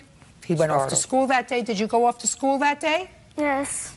Did you have a good day in school that day? Yes. So he wasn't injured, emotionally or physically. But she did the wrong thing, and I've told her she did the wrong thing. So I read her the riot act. You still have to pay to have a car fixed. That's fine. Judgment for the plaintiff in the amount of $300. That's all. Diana Galarzo says her fiancé's estranged wife, Myrna Cosio, owes for burning a graduation dress she bought for her daughter. Diana also says Myrna started an argument at the ceremony. Miss Cosio, you are currently separated from your husband. Is that right? And you've been separated for about 3 years. Yes. Is he here today? Yes, he is. Yes, I am. And according to your answer in this case, you separated from him because he was a drinking problem. Yes. That's why you separated. Yes. You filed for divorce? He did. He did in December? Yes. And hopefully that divorce will be finalized soon. The 2 of you have 2 children. Correct. The plaintiff is his fiancé. Correct. And you've been together for about a year. Yes. And you're planning to be married as soon as the divorce is finalized. That's correct. Do you live together? Yes, we do. How long have you been living together? For about 8 months. According to your complaint, you gave one of the girls, one of their daughters, who was graduating from elementary school? Yes, that's correct. 3 outfits. And according to you, Ms. Casio destroyed those outfits. She was annoyed at something. And then later at the graduation made a terrible scene at the graduation. Yes. Which embarrassed and humiliated you. Ms. Casio says that the outfits weren't destroyed, and she says that you had no business being at the graduation. You should have stayed home. She told her separated husband that he shouldn't bring you, and he defied her and brought you, and that's what caused the incident at the graduation. Is that right? That's right. Well, let me straighten you out on that score because that's freshest in my mind. You have no business telling him who he can bring to his daughter's graduation. This child has two parents, and you're no more of a parent than her father is. You don't have any right to tell him who he can bring to the graduation and who he cannot. You understand that? Yes, I do. So what do you think gave you the right to tell your husband not to bring her to the graduation? I didn't tell my husband, I told my daughter. Ugh, that's even worse. That you told your daughter to tell her father that he should leave her home? Is that what you did? Exactly, that's what I did, Judge. You're outrageous. That's an outrageous thing to do on many fronts. First of all, you never use a child to transmit messages from one parent to another. Certainly nothing negative. If you want to say, listen, would you like to come to my house for a graduation party? That's a nice thing. But you never use a child as a telephone to transmit a negative message from one parent to another. That makes you a bad mother. You don't want to be a bad mother, do you? No. Well, I'm telling you that was something that only a bad mother would do, so I would rethink that. Having said that, you have no business directing what goes on at your daughter's graduation. It's not your graduation, it's your daughter's graduation. And unless your daughter doesn't want her for some reason, she should be there. She's part of her life. You may not like it, that comes under the category of too bad. You got to get used to it. You got it? Yes. You have any questions for me? Nope. Good. Now, what kind of a scene did you make at graduation? I didn't make no scene. What did she do at graduation? Your Honor, I have a video cassette of her behavior. I'd like to see it. It's right here. And I have never met her, and why she acted this way and insulted me in front of everyone and made a scene, especially Erica started crying. The other daughter with her 3 infant, you know. Excuse me? What did you call me? Stop it. What did you call me? Mom. That's what I told you. Why? Stupid. Because you are. It's Erica's graduation. Why? You need God. Because you are what? You need God in your life. Really? Yes. Mom, stop. Yes. You do. I have never done anything to you. Why did you call her? Okay, I got it. Okay. Why did you call her a name? Because I was upset that she was there at my daughter's graduation, Judge. You owe her an apology. Your behavior was outrageous. And I'm going to tell you something. If you don't decide that you're going to change your way of doing business, you're going to lose custody of your daughters. I'm telling you that. I'm an old family court judge. And I'm telling you that if you're going to put your daughters in between their parents, and if you're going to behave in an irrational way, you will eventually lose custody of your girls because they will say, I don't want to live with my mother, she's a nut. Now, what did you do with the outfits that she brought for your daughter? And I better get a truthful answer, otherwise I'm going to have to embarrass you and bring your daughter here. So I want you to tell me what you did with the 3 outfits. I didn't do anything. Where are they? I don't know what she's talking about. Your Honor, I have a recording of the daughter on June 24th, where she called my cell phone, and pictures of my outfits burned. I'd like to see them, please.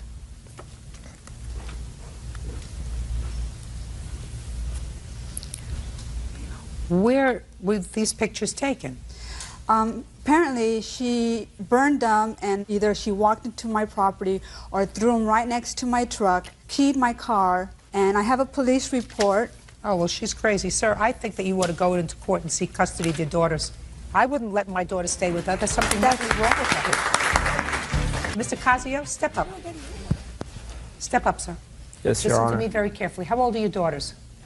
12 and 16. Well, the 16-year-old daughter is going to tell you where she wants to live. Okay. And unfortunately for her, she probably will say, I have to stay with my mother because I feel sorry for her. But certainly, if her behavior continues to be so irrational, you might find it in your 12-year-old's best interest to pursue custody of that child, because somebody who behaves in this fashion is not capable of taking care of a child. I agree. That's my judgment. Now, 12-year-old probably is not in physical harm in her custody, but she certainly is emotionally in danger being with somebody who has so much anger, Who are you? I'm her friend. Do you understand what I'm saying? Yes, totally. Is there anything that I said that you find wrong? Not anything you said, but things she said. Anything I said? Not a thing that you said. That's all. I said anybody who behaves this way for no reason, who can do this, who uses their child as a messenger for hateful messages, is a bad mother. Because a good mother doesn't do that. Go ahead. Your Honor, I was spending the night before the graduation at Myrna's house to go to the graduation, and I... Just a minute. You're her friend and you were going to graduation? Yes. What gives you the right to go to graduation as a friend? Because her daughters like me.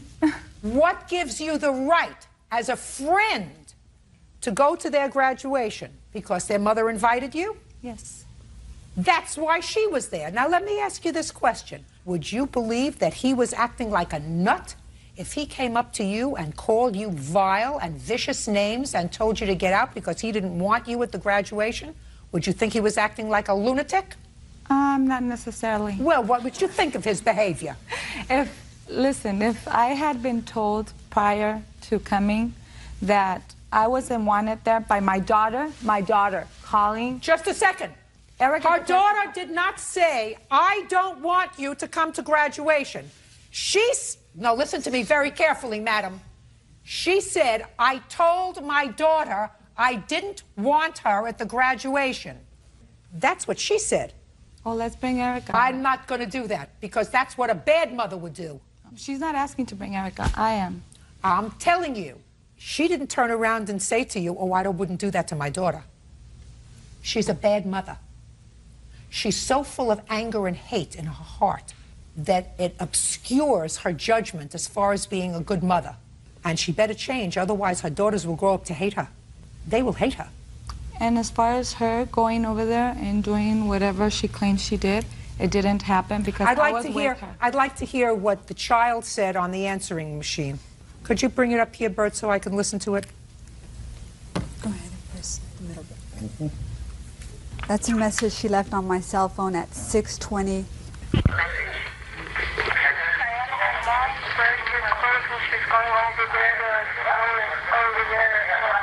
My mom is burning your clothes.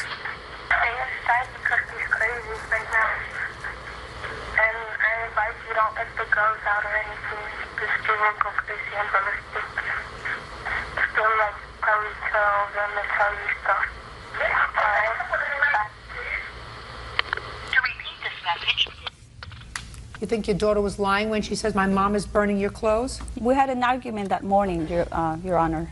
So you just think it's serendipity that your daughter calls and says my mom is burning your clothes and the clothes turned up burned in front of her house? You think that those two things just came aligned in this universe? You better go see a good therapist, madam. You need a good therapist. Do you work? Yes, I do work. What kind of job do you have? I'm a phlebotomist. Better spend a little more time at work and a little less time hating. Spend a little less time hating. It didn't work out. 52% of the marriages in this country don't work out. She didn't steal him away from you. You threw him out. That's what you told me. You said you didn't like the way he behaved, so you threw him out. She found him. You should be grateful. She can keep him. Listen to me. That's right. You should be grateful instead of having a heart full of anger. Believe me, if you have a heart full of anger, you're never going to find anybody, madam. Nobody wants somebody who's miserable and angry. You'll spend the rest of your life alone. How much did you spend for the outfits? I have the receipts here. Just tell me how much you spent for the outfits. 180. Now I'll take the receipts, Berg. Plus pain and suffering and... You don't get pain and suffering. Loss of work and... Listen to me very carefully, Ms. Galazzo. Yes. What you wanted was for her to learn a lesson. I don't know whether her ears were open. If they were, fine. If not, she's going to be the loser, as are her two children. She's responsible for the burnt clothes because she burned them. Her bad behavior has just been memorialized in front of 10 million people. Unless she changes her course of conduct, she's already been pre-warned that her children are going to grow up hating her. You can either put a period and move on and say, I had a marriage, it didn't work out. But out of this marriage came two lovely children. Just listen to me carefully. And then try to put yourself on some medication, maybe. If you don't already take it. I have 2 beautiful children. I want to devote myself to them and to making myself a happy life. And I don't want to be angry with somebody who's taking a burden off my shoulders. And you don't control what happens with your girls, because your girls have 2 parents. And you won't have them at all in your life if what you continue to do is to disrespect their father. Judgment for the plaintiff in the amount of $180. That's all.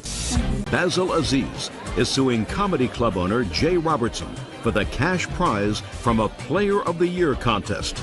Jay says Basil was the only contestant to show up. Mr. Aziz, according to your complaint, Mr. Robertson is the owner of a club that you have been to in the past, and you saw some sort of an advertisement that indicated that on a particular day he was going to have a contest. You claimed that you went to the contest, that you won the contest, and that Mr. Robertson didn't pay I think it was $1,000, is that right? That he indicated in the flyer was going to be the prize. Mr. Robertson's defense is that not enough people showed up, so that the contest never took place. Correct. Okay. Can I see the flyer that notified the public about this contest?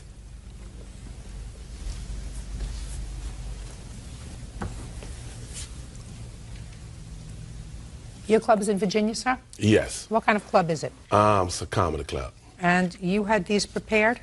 Yes, I did. Where did you send them? They was on all sides of town, all over. Okay. It says $1,000 to be awarded to the Player of the Year. Now, according to your complaint, Mr. Aziz, there was an entrance fee. I paid that. I don't see it where it said there was an entrance fee here. What was the entrance fee? $50 or $100. Well, who made the decision whether it was 50 or 100? I did. Originally, how it was all going to be set up, it's going to be $150. How come you didn't put that down here, sir? Because I put on, the reason why I put it on there so more people can call. That's why I put on there for more info call. Okay. And when people called, what did you tell them? That's when I was telling them that it was $150. With the $150, that would take care of you, you know, far as for drinks and everything, plus entering into the contest. Okay. All right, Mr. Aziz, you got to the club on June 4th? Yes, ma'am. And how much did you pay when you got there? $50. Who did you give the money to? The lady at the door. What was the name of that lady? That was the ticket lady. Her name was Lisa, and how it was set up, Lisa was to inform anyone who wanted to do the contest. At that particular time, we has changed everything from the $150 to where that if you want to do the whole contest, it would be $100. You can't do, Mr. Robertson. He changed it too much. Let me explain something to you. You can't do that, sir. What you're telling me is depending upon your mood, how you felt, or whatever. Sometimes you told people that it was $150. Then it was something else because you changed all the rules. Well, all the rules... Mr. Robertson, you can't do that, sir. All the rules stayed the same. And how the whole contest was supposed to be set up was, I had 5 women. That was going to be a panel. You had to go up on the stage. You had to explain to them why you should be the Player of the Year. They was going to tally up their votes. That never happened. Well, let me ask you a question, Mr. Robertson. How come it never happened? Because the only person that really came, because after, when I got back to the club... The only person that came was? Right here. Do you know what that makes him? Do you know what that makes him? Player of the Year. Thank you. Go ahead, tell me. You want to tell me? He never told me. Mr. Robertson, when you run a contest and you have somebody that enters, like he did, and paid his money, and you didn't get enough people so that it could be the kind of event you wanted, but there were a lot of people in your club that night, right? How many people were in the club? I had... How many people were in the club? I had a lot of ladies at that particular time. Right. And then later on, that's when... You had a lot of ladies. Would you say you had 200 people? Something like that. The line was around the corner. Hey. You had 200 people, and was that a usual Saturday night, sir? Something like that. Did you have more ladies that Saturday night than you usually have? Yeah, at that particular time. Do you think that's because you advertised the Players' Ball? Well, that was the catch, to get the ladies to Right. So you got what your advertising paid for, Mr. Robertson. Now you have to pay up. The winner, judgment for the plaintiff in the amount of $1,000. That's all. Thank you. Parties are excused. You may step out. Jenny Rose says Ex-roommate Sheena Mashoud owes for the return of rent and a security deposit. Jenny also claims Sheena slandered her via the internet. Miss Rose, you rented a room from the defendant, and according to your complaint, you were forced to move out early. Yes. You want prorated rent. Yes. You certainly want your security deposit back. And you want compensation for what you say were very nasty things that the defendant posted about you on the internet. That's correct. The defendant says that you chose to move out. You don't get compensated for choosing to leave before the end of the 30 days. That your cat did some damage to the rug, so you don't get your security back. And she acknowledges she wrote nasty things about you on the internet, but she said everything she wrote about you was the truth, and the truth is a perfect defense. True. When did you move into this room, Ms. Rose? On May 1st. On April 22nd, I answered an ad. Do you recall what it said? It said that I was going to be a roommate, that it was $400 for the rent, that she had 3 cats, and 1 more would be great. And no, just a second. That's not what the ad said. Yes, it did. It said she had 3 cats and 1 more would be great. Oh, that's what the ad said? Yes. It must be a very long ad. Where was it? Craigslist.com. .org. .org. Correction. Tell me what happened when you went and looked in the house. It was 11 o'clock at night. She said that it was dirty, but she would clean it, and that the hot water in the sink was broken, the pipe, but she would fix it before I moved in, and the toilet that I was renting out with the bathroom was broken as well, but that would be fixed as well. How many rooms did you look at? 3 different rooms, and this is the one that I chose. This is the one that had a broken sink, a broken toilet, and was filthy. Is the one that you chose, Miss Rose? Actually, it was the rent. It was cheaper than normal. Others were asking for $650, so I figured I was only going to be here till the summer. It should not be an issue. Was the toilet fixed? No, the toilet was never fixed, and neither was the hot water, which I had to eat out because I couldn't wash dishes. There were maggots in the sink. There were roaches, flies. Who else lived in the house? It was supposed to be just myself and Sheena, and she brought her crackhead mother in, who has no teeth and has tattoos everywhere, who she failed to mention was an ex-convict who had been in jail for 12 years for a violent crime. Not only that, but... Just a second.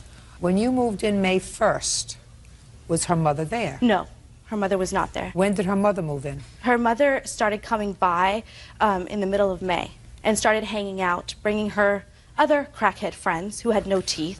I'm a dentist's daughter. Let's not talk about the teeth. Let's talk about the drugs. Okay. What makes you think that she was using crack? Because I came home the night before I moved out, and her friend were smoking crack in the living room. That would give me a clue. Yeah. Yeah. What was your mother incarcerated for, Miss Mashoud? I believe it was theft, and she violated her parole several times. She violated her parole because of her drug use? No, it had to do with the fact that she wasn't seeing her probation officer like she was supposed to when she was released early. Listen, if you're released early and you want to stay out of jail, unless you're involved with drugs, you usually see your probation officer. Well, actually, the problem was that she moved back to Colorado without asking her probation officer, and she stayed out there for 3 years. Well, that would be a problem. Yes, obviously, as the rule was that she was supposed to keep in contact. How long was she incarcerated? I'm not sure. I never lived with my mom as a child, so. When was she released from prison? At least 5 years ago. How come she started to come to your house? Because I previously, before she had ever moved in, had paid my mom to come to my house to clean my apartment because I work 18-hour days. I have 2 different jobs. I work a bar job at night, and during the day I'm a special effects makeup artist.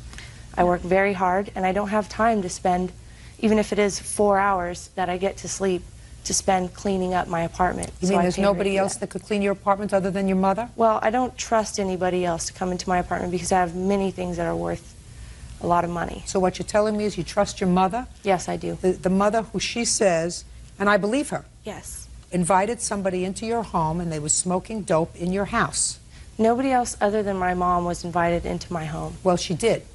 Bring somebody else into your home. I had never seen the person. Well, I'm telling you, she did. She did, so your judgment wasn't very good. In choosing your mother, listen to me, your judgment wasn't very good in choosing your mother to clean your house. I believe my judgment was just fine. Aside from the fact that she had been incarcerated before, it doesn't mean that she would do anything like that again. Well, but she brought somebody, listen to me, mother. She brought somebody into your house and they were smoking dope in your house. I'm glad you believe her, but I don't know that that's true. I know that my mom has not been on drugs for many years. I know that she does have permanent psychosis because of doing drugs for many years, and that is true. But she's not a current drug user, otherwise I wouldn't bring her into my house because I wouldn't trust her around my stuff personally. Ms. Michoud, that's your problem. You want to have this unabiding faith in your mother, with whom you say you never resided when you were growing up, who was incarcerated most of that time. That's up to you.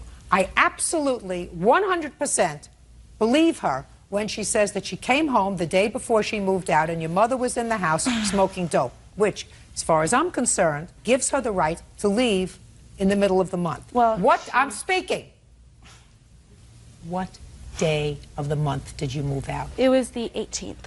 So you want prorated rent for the 12 days that you weren't there? That's correct. Okay, and how much does that come to? $146.50. My mother had not moved in at that point. She was a guest of mine. Excuse me? Shh. Listen to me. She doesn't. Listen to me very carefully, Miss Michoud. She doesn't. Listen. Try to listen. I know you got a lot going on in your hair and your face, everything else, but try to pay attention. She doesn't have to live in your house. You have invited a guest into your home, your mother, who was involved in behavior that I believe could have endangered someone else who was living in the house. If the police had come to your house and found your mother and someone else in possession of crack cocaine in your house, everyone in the house would have been involved in that drug sweep. So she was very smart to move out. And since you have acknowledged that you invited your mother into the house for the purposes of cleaning, you can't say she had no right to move. She did have a right to move. And since you invited this problem into your house, you have to compensate her for the 12 days in rent that she did not have use and enjoyment of her room. Well, that's my ruling. You may not like it. That's why you go to her boyfriend. That's is a why speed addict, I'm speaking. and he's in listen, my and he's listen staying to in me. my house. Listen to me very For carefully. the whole time she was there. Listen to me very carefully, madam. I don't know where else you work or what else you do to enhance your senses, but in my courtroom, I speak. I listen. Obviously, you don't listen very well. You don't. I'm listening. You're not hearing what I'm saying because you don't like the answer. How much is your security? $200. I have a copy of the sublease as well. Can I see it, please? And I have a copy of the letter she told me to vacate immediately. Okay. She wanted me to pay for her mother's rent for the next month. Shh, listen.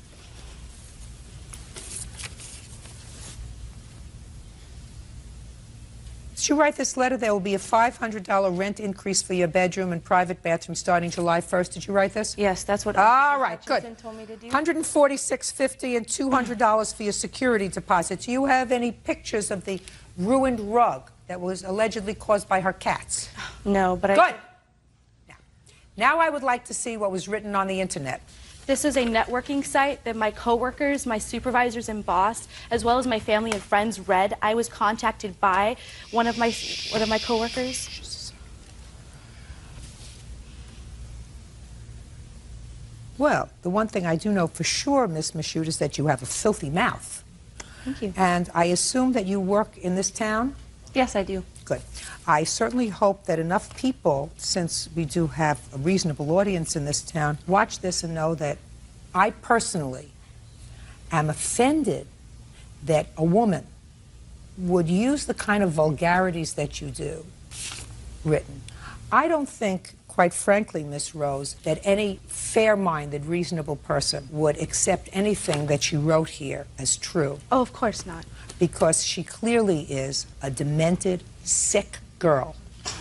I don't know how she finds work in this town, but clearly there are a lot of demented, sick people who want demented, sick employees. That's the problem here sometimes. I can't judge that. Clearly, this is miserable. I'm not going to ask her how she's going to establish to my satisfaction that you committed the kinds of sex acts that she attributes to you, because certainly you don't want that, and I wouldn't, because it's really unseemly. Suffice, I'm speaking. I'm speaking. Am I going to speak at all this? No, go speak outside. Somebody who wants to hear you. Judgment for the plaintiff in the amount of $346.50. Thank you. Toodles. Crystal Hardison is suing fellow motorist Robert Jarvis for vandalizing her Ford Explorer by kicking it. Crystal claims Her mother witnessed the incident. Ms. Hardison, what kind of car do you drive? It's a 2005 Ford Explorer. 95 Mitsubishi Galant. What was the date of this incident? June 2nd. And you were going into a drugstore to get a prescription filled? Exactly. And what were you going to do there, Mr. Jarvis? I was pulling in to get her my fiance, a drink and a candy bar. Was she with you? Yes. And you were both going to the same store, so you pulled in first? Yes. And it is your claim that Mr. Jarvis intentionally not only spit on your car, but also dented it? Yes. Mr. Jarvis says he might have spit on it, not intentionally, but he certainly didn't dent it. And your mother was with you? Exactly. And my 11-month-old son. Well, he's not here to testify, but your mother certainly is. When you went into the store, Miss Hardison, your mother remained in the car? Exactly.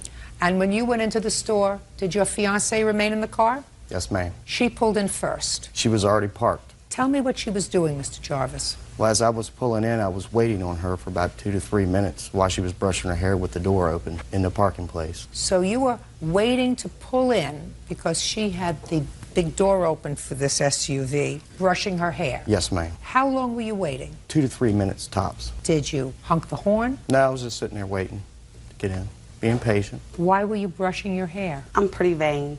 So before I go anywhere, I always put my makeup on, brush my hair. You were going to pick up a prescription? Exactly. And that's my nature. If I'm going to a local store, I'll put clothes on, do my hair, and put my makeup on. Hadn't you done all that before you went in? I sure did, Before you but got I into just the wanted car? to make sure everything was straight. Didn't you see Mr. Jarvis waiting for you? At the time that I opened my door to get my brush out my purse, no, I didn't. But there came a time when you did see him waiting for you. I saw a front end of a car behind mine, yes. And you continued to finish brushing your hair and then you put the brush back? No. Once I saw the front end of the car, I said, oh, he's waiting, and I closed my door and went directly into CVS. What happened when you came out? I got to my driver's side door, and I saw there was spit on the window. I opened my door. I said, Mom, somebody spit on my window. And she can tell you the rest. Step up, please. What is your last name? Durante. Tell me what happened that day on the 2nd of June in the parking lot. Okay, on the 2nd of June, my daughter had to go to the pharmacist to pick up a prescription. And she got out of the car, opened the passenger side. That's we got past the fact that she was brushing her hair to make sure she looked perfect. Okay. Never know who you're going to meet in the pharmacy. Exactly. Yes, Your Honor. Okay, Crystal came out. She says, Mom, who spit on my car? I said, don't worry. I got his tag number. I was sitting in the car on the passenger side watching an incident on Route 1 to my right, and I see this man walk up to the car and just cover the window with spit. I said, I'm going to get his tag number. I went to get my purse. When I went down to get my purse, the whole car, Judge Judy, just like, shook. Yes. I looked up, I saw him, I heard his door, bam, slam. He was going, he closed his door and walked behind his car and got into the driver's side. Okay, so a passenger door slam, and then he walked around to get into the driver's side? Yes. And the passenger side door was where your car was? Yes. Got it. Now, do you have any proof of damage to your car? Yes, I do. Yeah. Because, Mr. Jarvis, I'm going to save you the trouble, sir. According to your answer, you were having sinus problems that day, so Yes, you ma'am. spit. Yes. You don't know where it landed. No, I didn't have no intention of spitting on a vehicle. No. It was just a bad sinus. Yes, I had sinuses all like And that. you caused no damage to the plaintiff's car. Absolutely not. Now I'd like to see the... Okay. See, I'm going to save you all that trouble.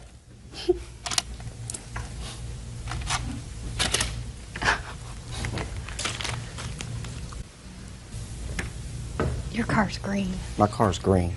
But your boot isn't damaged. And besides, my car door don't go that high. It may not have been your car, sir. And I was never on that side of the vehicle. I was driving. Mr. Jarvis, what you're asking me to do is to say to this lady that she's lying.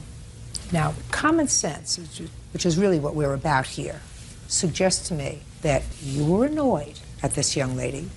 No, actually, I wasn't. Well... I was being patient. Well, listen. Then you are the only one I know who, under those circumstances, wouldn't be annoyed. I would be infuriated.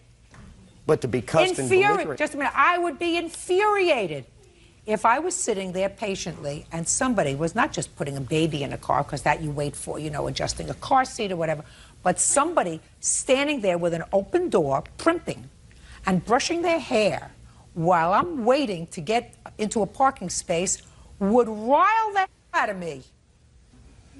I can't even tell you what it would do to my husband. Can I speak? Sure. Can I have her come up? If you want to. I'd just like to say that night when the police contacted us, the only thing that they said was that he spit on the window. When he called back to the police department, the police officer said that this was ridiculous and dropped it. 30 days later, we received it stating that there was damage. Why that night? Was there no record at the police department? I have no idea. Maybe they couldn't see it. And she drove all the way home and the spit stayed on the window? Listen to me. I mean, that doesn't make any sense. Does she listen to me? Free money. That's I'm what speaking. they're trying to get. Does she look psychotic to you? No, listen to me. Not the daughter who was primping, who has to comb her hair before she goes to pick up a prescription. I'm talking about her mother. I'm gonna tell you, I'm a nurse. People are psychotic all the time and they don't Listen to me. Well, listen. I've been around twice as long as you have. This lady is not psychotic. This lady did not take down your tags and report this matter to the police because she was having a psychotic episode. That's my judgment. Now, let me see how much it costs to fix your car. Okay. I have two estimates. You have a 10-year-old car. $578 for Windex is a little ridiculous. Oh, it has nothing to do with Windex? There's no dent caused by him. That is definite. That's just trying to get free money, is what it is. I never got out that car, so nobody was ever on that side of the car at any point. I was in that passenger side of that car. Nobody suggested that you did any damage to the car, madam. Cheaper of the estimate is $369.80. Is that right? Yes. Judgment for the plaintiff in the amount of $369.80. That's all. Parties are excused. Robert Skelsey says ex-girlfriend Chalise Roberts owes for rent and the return of his clothes. Chalise says the money and clothes were both gifts. Have a seat. Thank you, Bird. You're welcome, Judge. Mr. Skelsey, you and Miss Roberts, according to the complaint that I've read, dated for a period of time. You claimed that you made her a loan of $250 at some point for rent. In addition, after you were no longer together, you never lived together, but you probably stayed over occasionally at her house because you claim you have some clothes at her house that she refuses to give you. A few nights, yes, Your Honor. Miss Roberts says that the $250 that you gave her for her rent was a gift and that everything in the house that was yours, you took. When did you date Miss Roberts? From when to when? We met each other in January of this year. We met off a chat line kind of thing. We just started dating right off the bat. You both live in the same community? Yes, in the same area, yeah. And when was this loan that you gave to her? The loan was in May. She was having financial difficulties. Tell me about the conversation that you had with her when you discovered she was in financial distress. Actually, she asked me. She said, No. She did. She asked me. She goes, I'll do anything for you. Can you loan me some money? I'm having financial difficulties. I said, can you ask, one of the fathers of your children He to do this? Listen to me, Miss Roberts. Don't speak again until it's your turn. And she said that she didn't want to do it because she was scared of like a custody thing. I said, okay, I understand. I have the extra money, and I'm going to need the money back soon, but I have the money right now available to you. I said, so here's the money. I wrote it out to her landlord. You have a copy of the check? Oh, yeah. I'd like to see it. Yeah.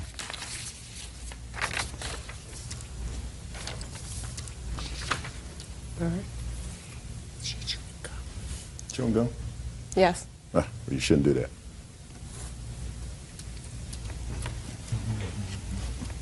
Okay, May 23rd.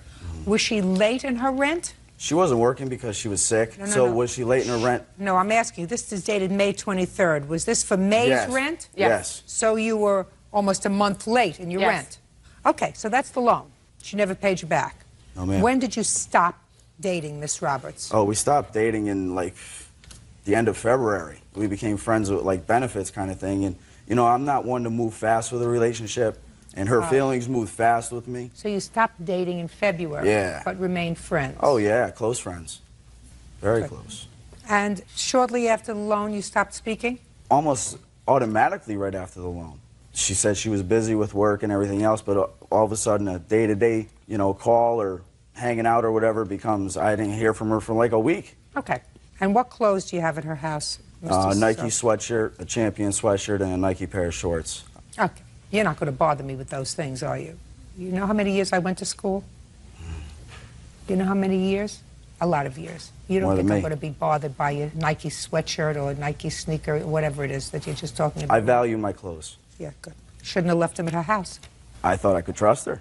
Listen to me. This is not a give and take. All right. Do Sorry. you understand? Mm-hmm. We're not on an equal footing. Okay. I will discuss this alleged loan. I also have a proof on tape recorder. That She admits to borrowing the money. I got it off my answering machine. I'm going to hear it. Right now?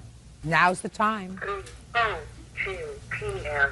You are out of your mind if you think you're going to be taking me to court and thinking you're going to invest $100 more than what you let me borrow for clothes.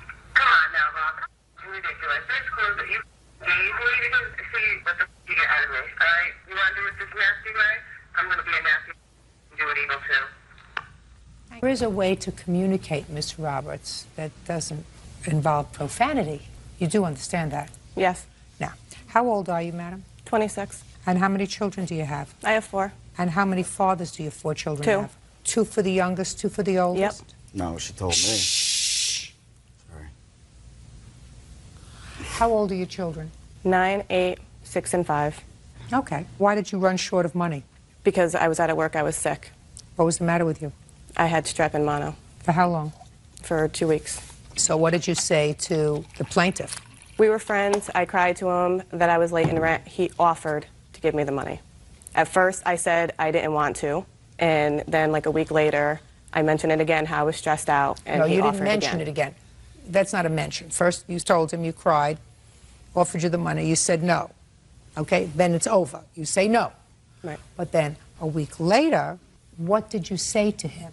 Then I was crying again, stressed out that I was behind, and then he offered again.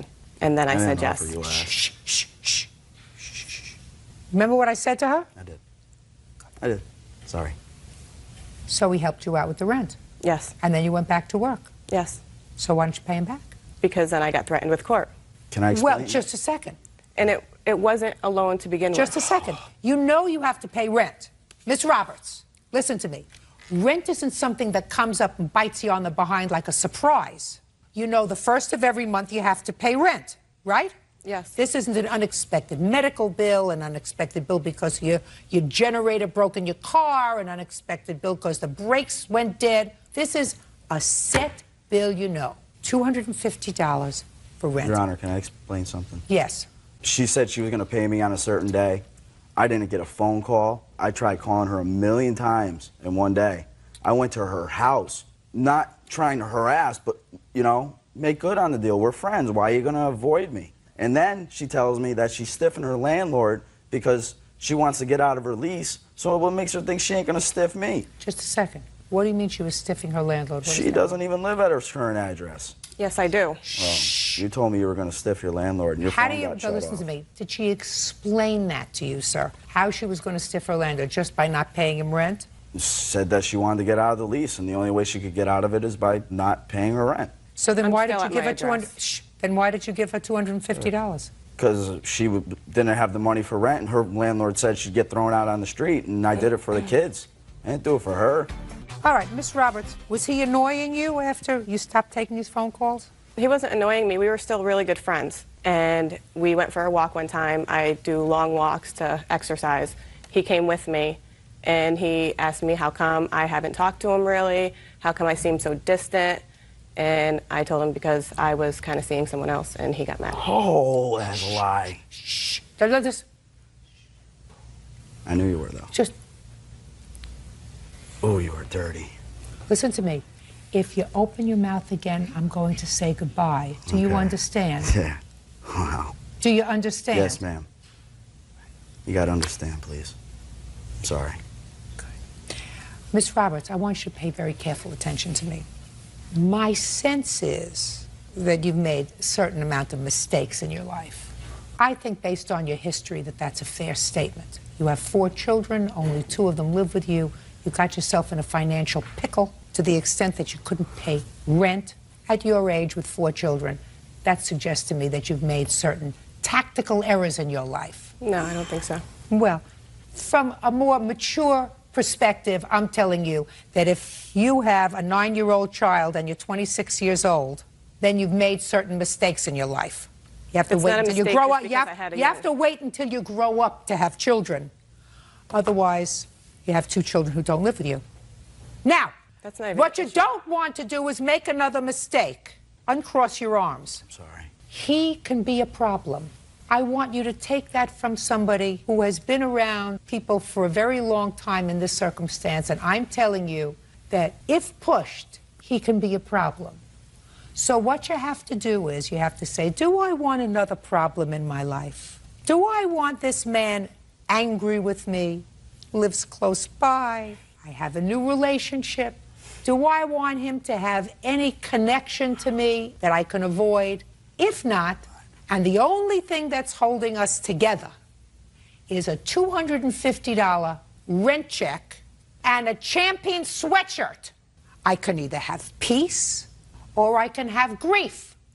And if you're a mature 26-year-old, you say, 250 bucks? Price of peace? It's well worth it. Do you The only understand? payment he do you wanted back was sex Listen to me. for that money. Do you That's all. understand? That's all he Do you understand what I'm saying to you? Does that make sense to you? For $250 and a Champion sweatshirt, I can have peace, or I can have him annoyed with me, feel as if he's been used, feel as if he's been taken, feel as if he's been abused, feel as if he's been made a fool of. I did all the work there, too. So, Sorry. Not ever again. do you understand what I mean? He can't control himself. Oh, I know. That's what you want? No. You're an idiot if that's what you want. So I'm going to help you along. Judgment for the plaintiff in the amount of $250. That's all. Parties are excused. Deborah Skalkos is suing 9-year-old Russell Bauscher Jr. and his mother, Christy, for damage to her car. Deborah says Russell dinged it with a shopping cart. Miss Skalkos, is Yes. that right? Yes. According to your complaint, this young man right here accidentally dented your car with a shopping cart. Correct. You believed he and his mother are responsible Correct. for the dent. Miss Boucher says neither she nor her son are responsible for the dent on your car. So tell me where you were when this happened and when. Okay. On the evening of April 20th, I was driving my car in a shopping area, and as I was getting ready to cross a speed bump, this little boy here, he yells, "Watch out," and a shopping cart came crashing into my car. And he says, "I'm sorry, ma'am, it slipped out of my hand." And there were cars behind me, and I wanted to pull into a parking stall to get out and look at my car. And I did, and there was a small dent in my car, and then I tried to find the little boy, and he was gone, and I didn't know what store he went into. Okay, so you did not see him with the shopping cart in his hand? I saw him pulling out the shopping carts, and it came crashing into my car. Madam, I want to know exactly what it is that you saw. Don't make anything up. Right. Do you understand what I'm saying to you? Yes. I read your complaint, and what you just testified to is different from your complaint.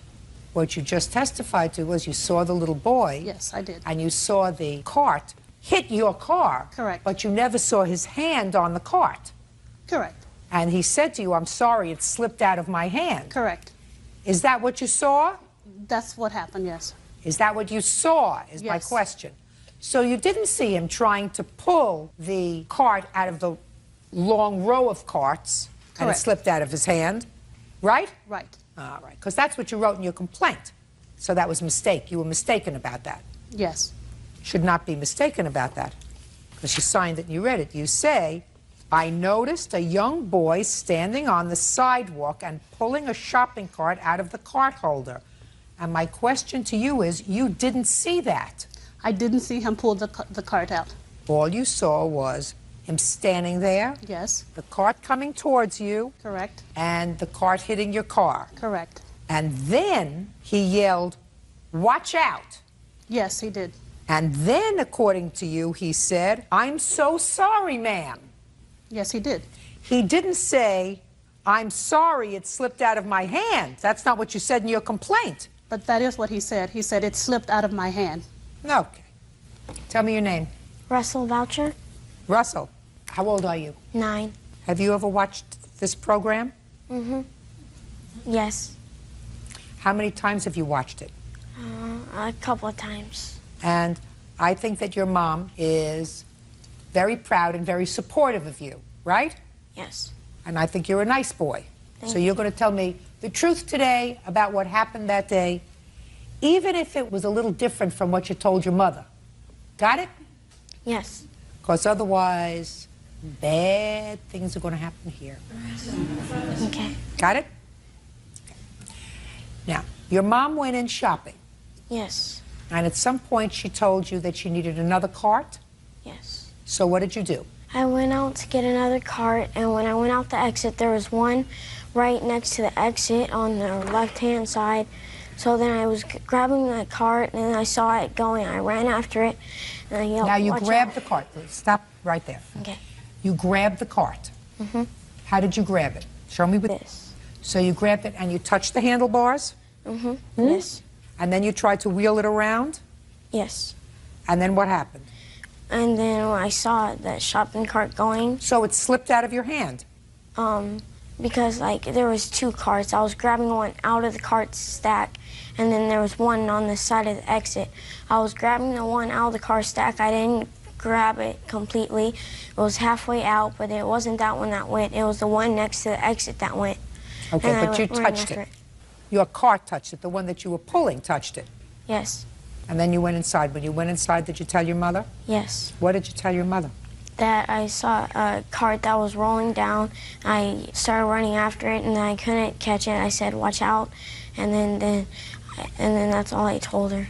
But you didn't tell her about the fact that you were touching the cart with the other cart, and that's when it started to roll down. No. All right, she's going to love you anyway. Right, Mrs. Boucher? Yes. Not hard. You sent him outside to do a job that perhaps he wasn't equipped to do. I certainly have some trouble trying to get those carts out of those cart holders, too, when we go shopping. You pull one, and all of a sudden you get 30. You don't want 30, all you want is one. But I'm very glad you told the truth today. Okay? Yes. Good. Got it, Mrs. Boucher? It's a little different. Right. Not a major deal. Good for you. Thank you. Told the truth today? If you had told your mother the truth right then and there, we might have avoided this whole problem. So you have to remember that for the future, okay? Yes. How much is the cost to fix your car? $601. Wow, let me see. What kind of a car do you have? I have a 2004 Toyota Highlander. Let me see. You have pictures of the car? Yes.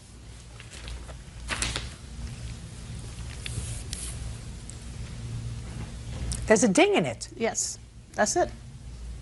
There are two dings. The shopping cart, it dinged it. Well, I'm going to give you some advice, okay? I also have a very nice car, and somebody last week dinged my brand new car, and we called the ding doctor. And for $150, the ding doctor comes to your house and pulls out the ding. Not 600, 150. And I am sure, where do you live? In Rancho Cucamonga. Oh, that's in California. Yes. Where every person has 9 cars. I guarantee you, you will find a ding doctor for $300 that will come and pull out these 2 dings in your car. Okay? Not 600. Judgment for the plaintiff in the amount of $300. That's all. Thank you. Rebecca Castillo says former lover Manuel Gonzalez drove her car without permission and wrecked it. Manuel claims Rebecca is making up a story. Okay, Miss Castillo, it is your claim that Mr. Gonzalez, who was a friend of yours, somehow got hold of your car and caused damage on 3 separate occasions in one night. Yes. Mr. Gonzalez says that you were so drunk that night that you don't remember that you were driving and you caused the damage to your own car. Not true. Right? Right. And you are just friends? Yeah, I guess you could say that. I was messing I don't around want to with her for a guess while. what I'm going to say anything. I'm asking you, are you just friends or are you more than friends? Yes, we were just friends. Not intimate? Yes, we were intimate a couple times. Well, Bert is my friend. We have never been intimate. Do you understand? Yes. Do you understand the difference? How old are you? 21. How old are you? 35. All right. So that's a little bit of a difference. Okay, so you were intimate friends. That's a new category of friends. There were people who were intimate, then there were friends, and then somewhere in the middle there were intimate friends. You are one of those. When did this assault on your car take place? June 5th. Okay. And what were you doing out with Mr. Gonzalez? Actually, I was home when he called me and asked me to give him and his friend Mike a ride home. And I went. Why did they need a ride home? I didn't ask. And you said, fine, I'll come and pick you up and give you a ride home. Sure. Keep going. When I got to the restaurant, the establishment, he was there with 3 other gentlemen. They were there eating and drinking, and I ordered a margarita, and we were there for about an hour and a half. How many margaritas did you have? Just 1, Your Honor. And then from there, they wanted to take off, and we went to a billiards place where we were there only a half hour. I played billiards with one of the other gentlemen that was there with them. They wanted to leave. We went to another local establishment, a local bar. So you were playing chauffeur that night? Pretty much. So the reason for the phone call was you guys wanted to drink, and you needed somebody to chauffeur you around. Yes. Did you tell her that? Yes, I did. What did you say to her? I asked her for a ride because we had all been drinking. Well, a ride to take you home is one thing. A ride to schlep you from one place to another so you continue to drink is something entirely different. Oh, well, we planned on going home. But when she got there, she started drinking with us, and we said, well, you feel like going somewhere else? She said, yeah, so we went. Keep going, Ms. Castillo. When we left that establishment, we dropped off his other friend, the one that they went in a car with, to his car, to his vehicle, and from there I went to a local gas station. And I went there, I got off, left the keys in the ignition, paid gas to the pump where I was parked at. When I came out, my car was gone. I panicked. I was looking around the parking lot, looking to see where they were. I gave them time. I'm thinking maybe it's a practical joke. Maybe they're out there looking at me, freaking out. I gave them about 15, 20 minutes, and at that point, I had dialed 911 to report the car stolen.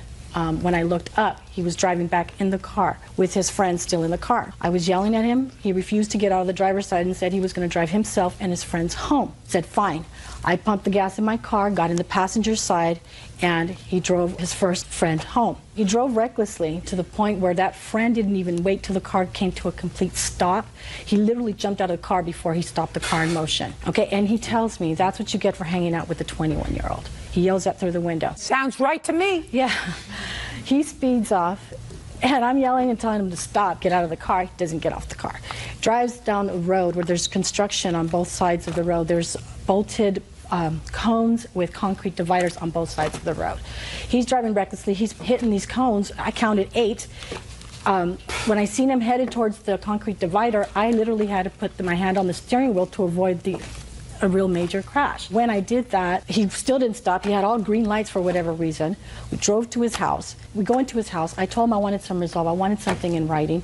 He tells me to go wait. Just a second. You went into his house. And what happened when you got into his house? We were talking. Look at me. Now here, you see, I can tell when somebody is not giving me the accurate story. So don't start embellishing now what you think you want to tell me. What happened when you went into his house? We talked. I told him I wanted... What did you say to him? I told him I wanted something in writing. I asked him, how are we going to handle the situation? What situation?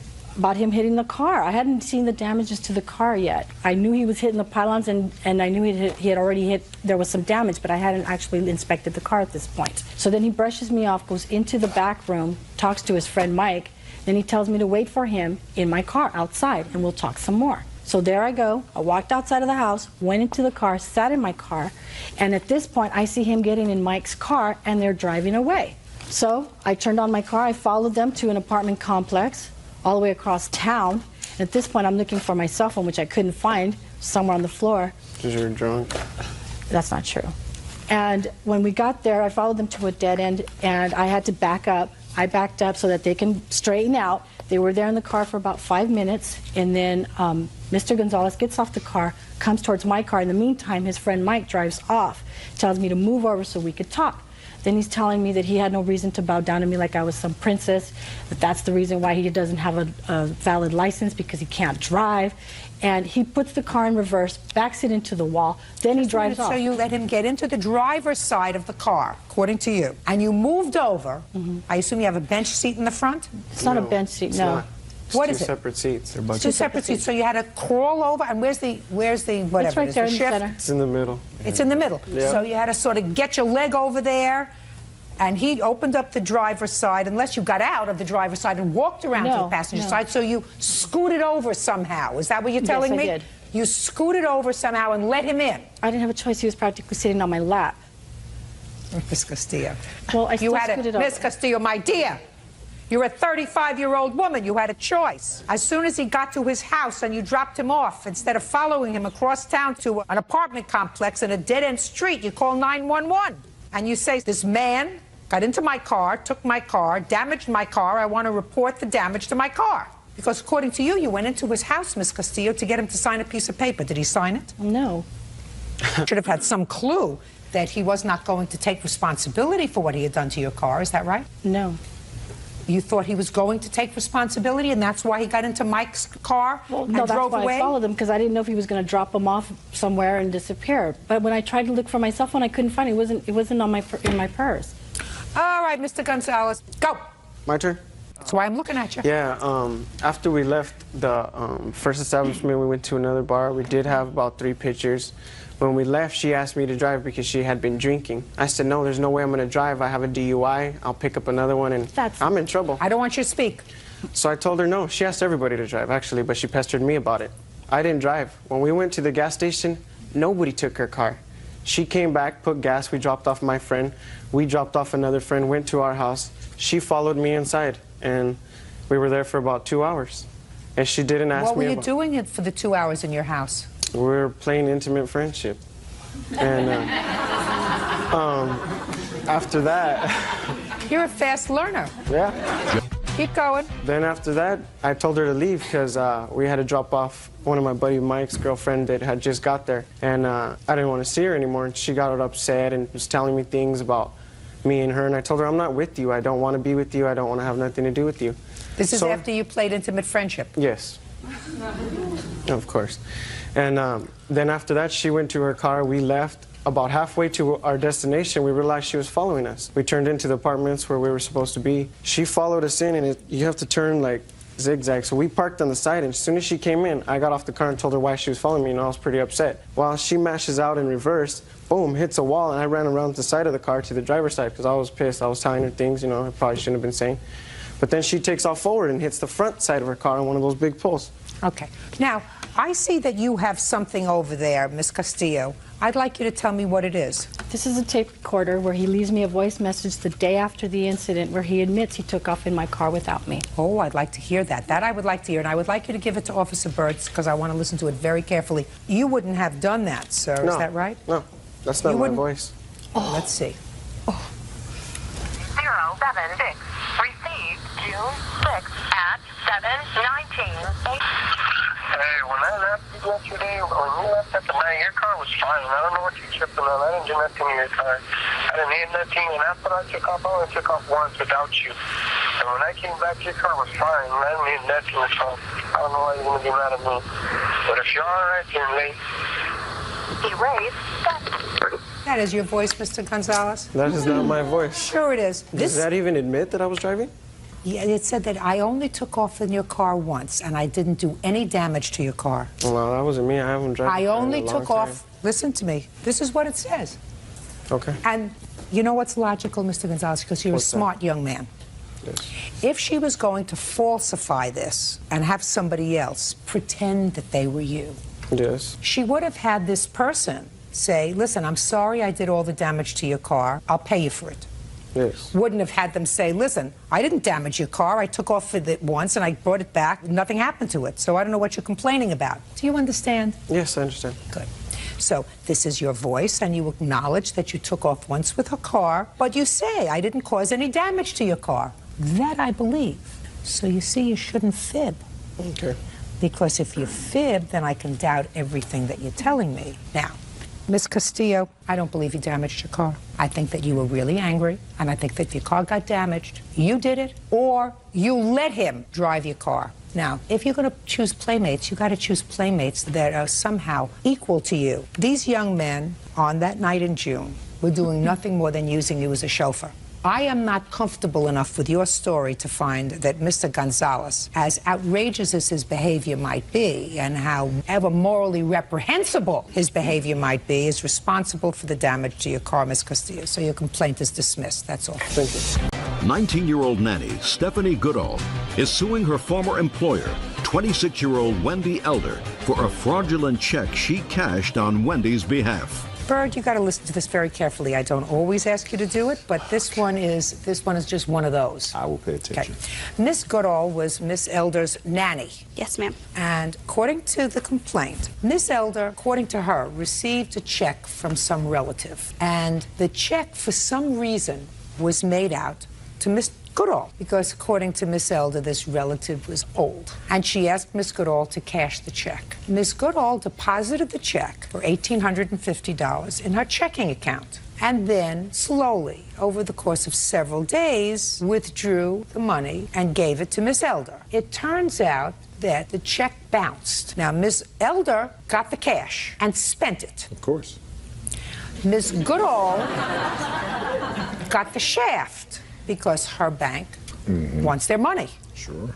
Miss Elder is outraged that Miss Goodall is suing her, and she's going to explain why. Go. Your Honor, I didn't write those checks. They were not in my name, they were in her name. I spoke to my relative over the phone. I explained to him that we were having a nanny for my brother's wedding, and he offered to pay expenses in nanny expenses. And I said, okay. Just a minute. You're adding that to your answer, by the way. That's not what you said in your answer. What you said in your answer was that a relative of your husband's agreed to help you with trip expenses, not nanny expenses, trip expenses. Trip and nanny expenses, Your Honor. Listen to me. Correct? Yes, because Your you say this is a relative of your husband's. Yes, Your Honor. And I assume your husband has a job? Yes, Your Honor. And what about you? I'm a stay-at-home mom of 2. You're a stay-at-home mom. Do you have a home?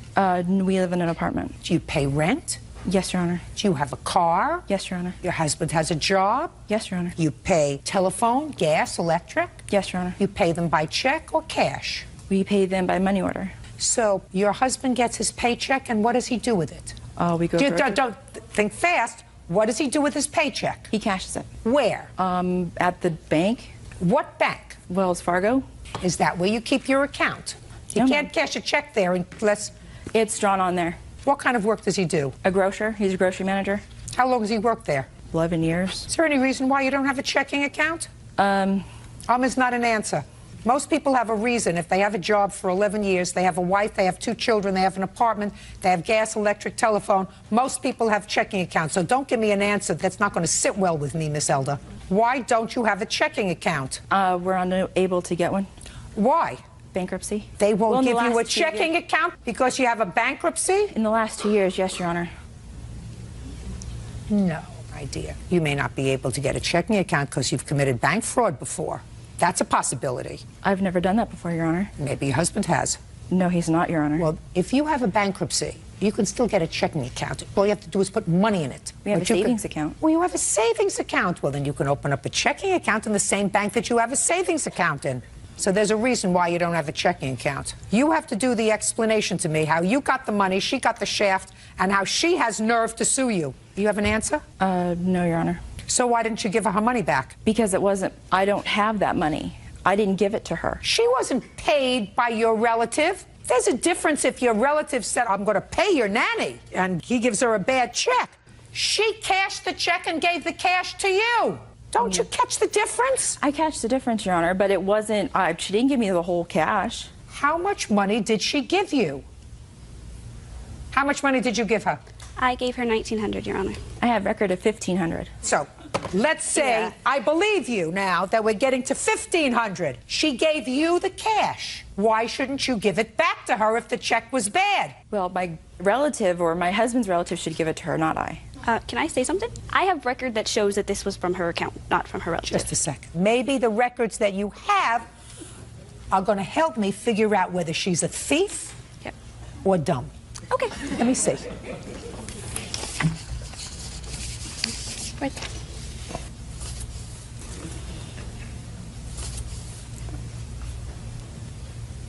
Bakersfield Police Department advised that the account on which the check was drawn belonged to Christopher and Wendy Elder. However, the account was closed by the bank in August 2001. That makes you a thief instead of just stupid. Now, that's from the police department. Well, they didn't talk to me at all. I don't care whether they don't have to talk to you. Explain it to me. The account had been yours. It was closed in 2001. I don't see how that's possible. We have record that it's still open. Is what you're telling me now that you acknowledge this is your account? Listen to me, Miss Elder. I'm going to advise you right now, because I feel as if it's my responsibility to advise you, that we are taping this, and that I plan on sending this tape to the local law enforcement authority in Bakersfield. So far, you are very close to admitting to bank fraud. And I feel as if without having the benefit of consulting with an attorney, you would do very well to say to me, I don't think I want to answer these questions anymore, Judge. Because what you say in your answer was, listen, it wasn't my bank account, it was my relatives being about it. Now we come to a fact from your mouth that it was a bank account that belonged to you and your husband. You said, and my relative. Maybe, maybe not. But if it belonged to the three of you and a bad check was written on it and you knew that it was an account that had no funds in it, that's bank fraud, for which you can go to jail. And my sense is, if you are a woman who doesn't have a checking account and who has a husband who's worked in the same place for 11 years, you are no stranger to problems with banks. Do you follow my drift? Yes, Your Honor. Do you want to answer my questions anymore? No, Your Honor. Perfect.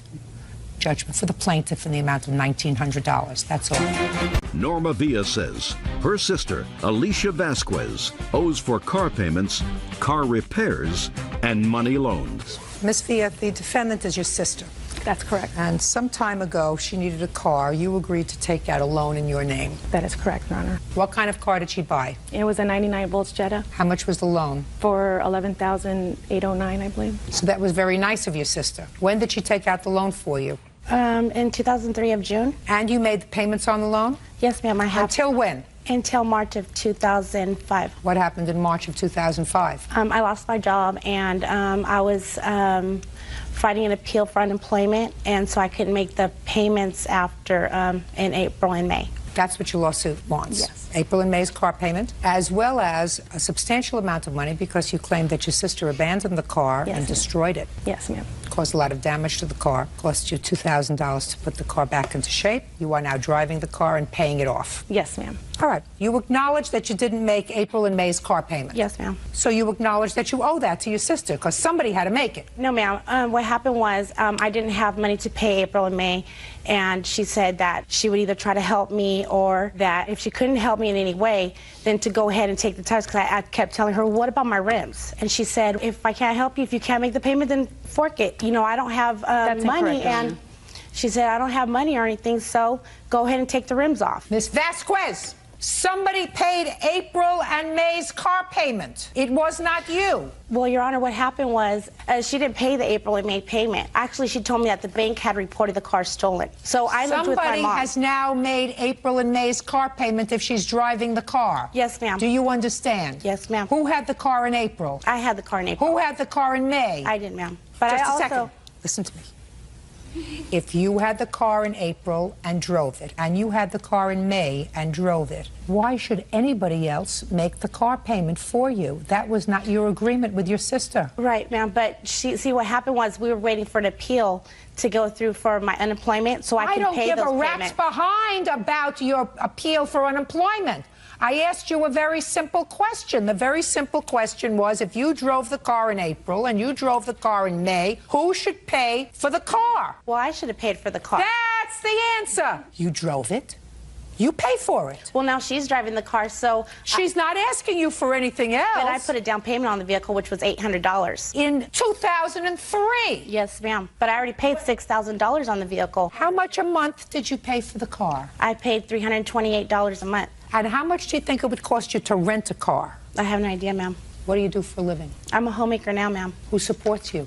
Unemployment. How many children do you support? I support 2. Do they live with you? One of them does. Where does the other one live? With his dad. And who else lives in your home? My husband. And what does he do for a living? He's unemployed. Why? Because it's been hard for him to find a job because he doesn't have documents. Well, yes, you always ask one question too many. Do you have documents? Yes, ma'am. I'm a U.S. citizen. Then you have to work. Yes, ma'am. Perfect. And take care of your baby. That's what he did. Good. But you both can't stay home? Right. Now, well, I just then stick your sister with your car payment, because if you're both not working, you don't even need a car. If you're sitting around doing nothing, then you don't need a car. But we had made an agreement, because I had told her, we had made an agreement, me and her had made an agreement to where, because she knew that I couldn't make the payments, and she had agreed that she would wait for me to go to court and then go ahead and just pay the car payment even if it was late. We had made the agreement, me and her. That's incorrect, Your Honor. Does not make any sense. What do you do for a living, Miss Villa? I'm a team manager for a well-known company. And you have children? I have 4. You support them? I do. Do they live with you? They do. Anybody else live in your house other than your 4 children? My husband. Does he work? Yes, he does. What kind of work does he do? He's a manager for a contracting company. Makes a good living? Yes, he does. You own a home? I own 2, ma'am. Have mortgages? Yes. Have cars? Yes. Have car payments? Yes. See what I mean? That, Miss Vasquez, is the American dream. Well, that's my American dream someday. Do you understand? You can't stay home in your house, right, hoping the American dream will find you. Right. And you can't encumber anybody else with your problems. I understand, ma'am, but I was fighting an appeal at the time, and that's You why... already told me that 3 times. You don't visit that on your sister.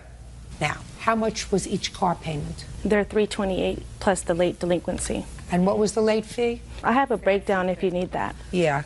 And then I have photos. I don't know if you need them, but they're the damages. I want to see the damage that you allege to the car. And the house that you see there in that photo is my defendant's witness's mom's house. So what a coincidence for that one. You told us to leave the car there. No. Be truthful. You just got sworn in. Shh. Did you take the wheels off this car? They're my tires. She told me that it was okay to do that, The car was not given to her like that. She told me days before that there was insurance on the vehicle before she was mad and angry and did all this. And she told me I had told her, well, Norma, I haven't went to court yet for my unemployment to pay. No. I'm being honest. Listen, I want you to let her speak. Do you understand? Okay. And I don't want you to interrupt her again. Okay. Keep going. She told me that I told her to ask the bank if she can tell the bank that the money was, lost in the mail. So you asked her, yes, to lie to the bank. I asked her, yes, ma'am, that the check was in the mail. Yes. When it really wasn't in the mail. Right. So you lied. And you wanted her to lie. And she did. Just a second. And according to you, she lied for you. She said that she was going to tell the bank that that it was lost in the mail, and by that time I should have my money to go, so I could go ahead and pay the payments with the late fee. Okay, so you asked her to lie for you, and she did lie for you. Right.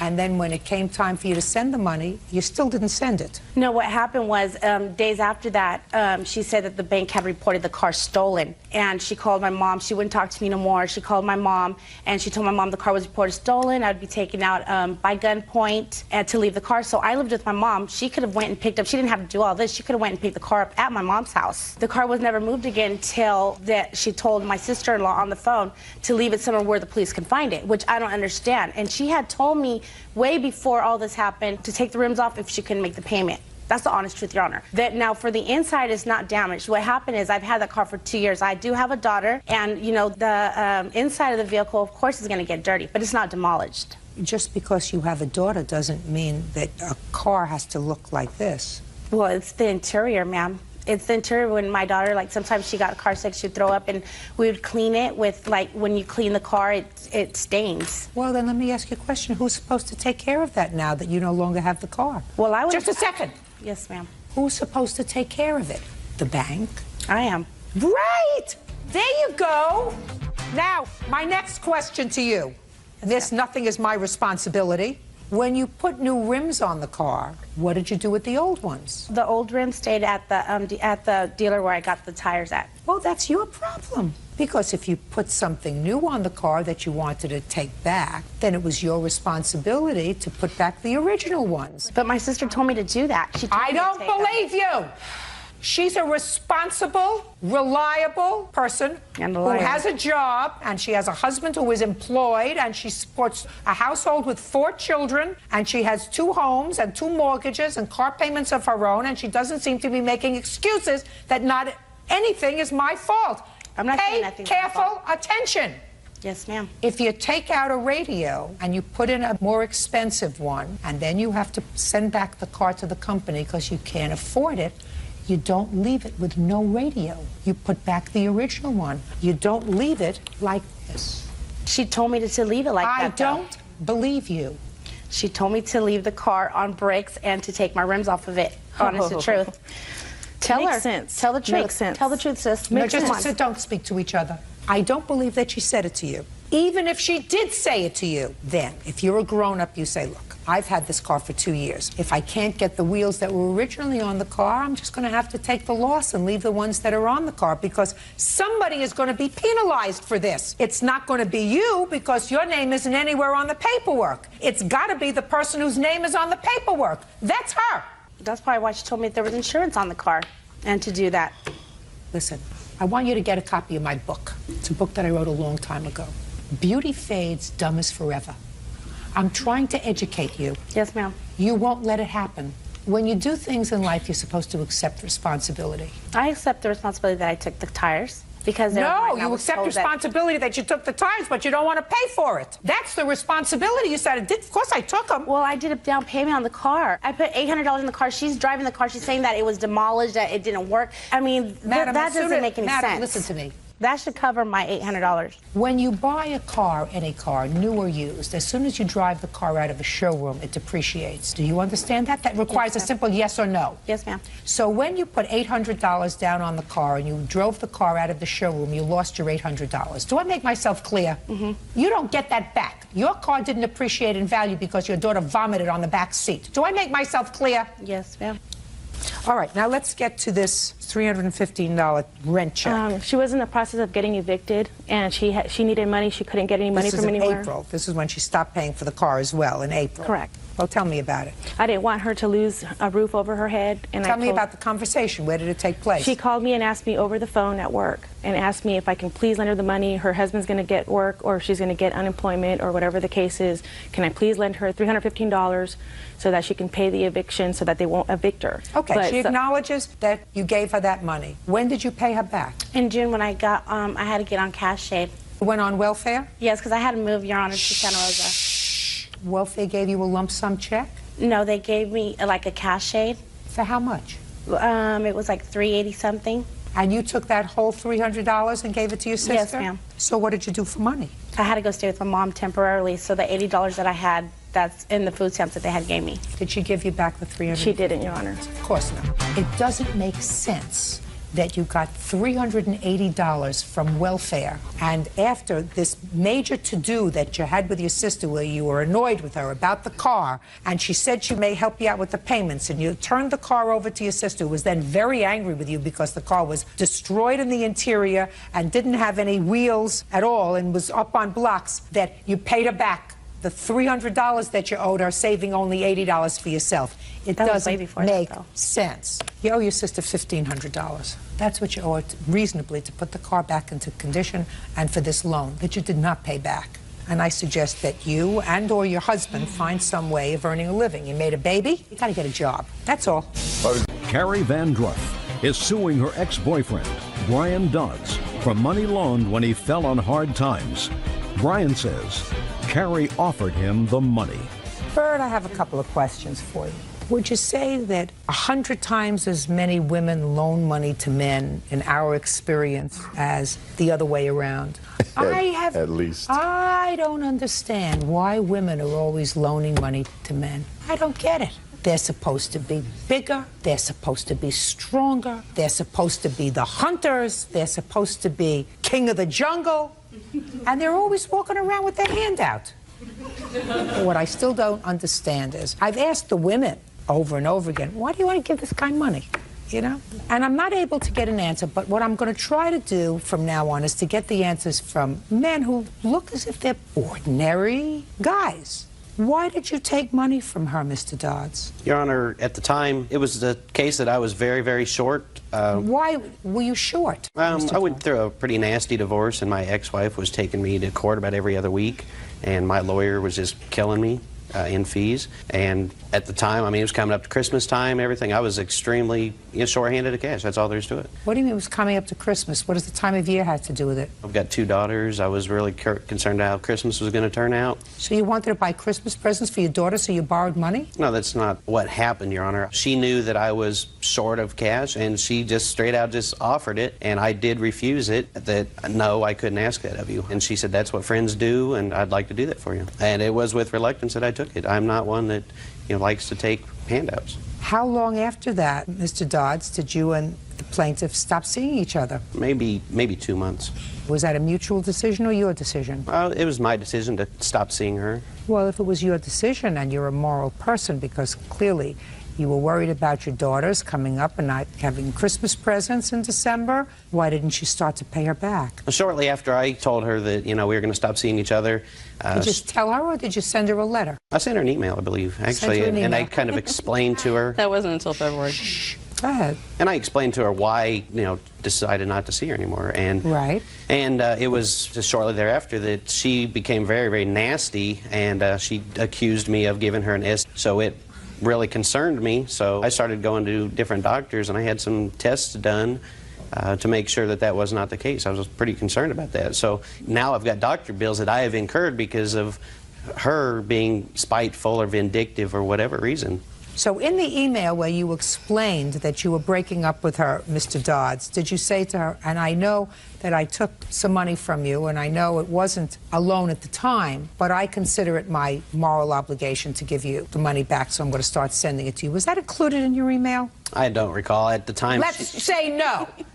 No. Let's say it wasn't included in your email. Now, how do you think that that made her feel? She gets this email from you after she's given you this money because she was a good friend, and she insisted on helping you out so that your girls would have a Christmas. And then you send her this Dear John email, because we're living in the 21st century. And the email has nothing to do with her $510. So she gets vindictive and nasty. That's what women do. That's what they do. You're lucky all your pants aren't cut in half. Ms. Vandroff.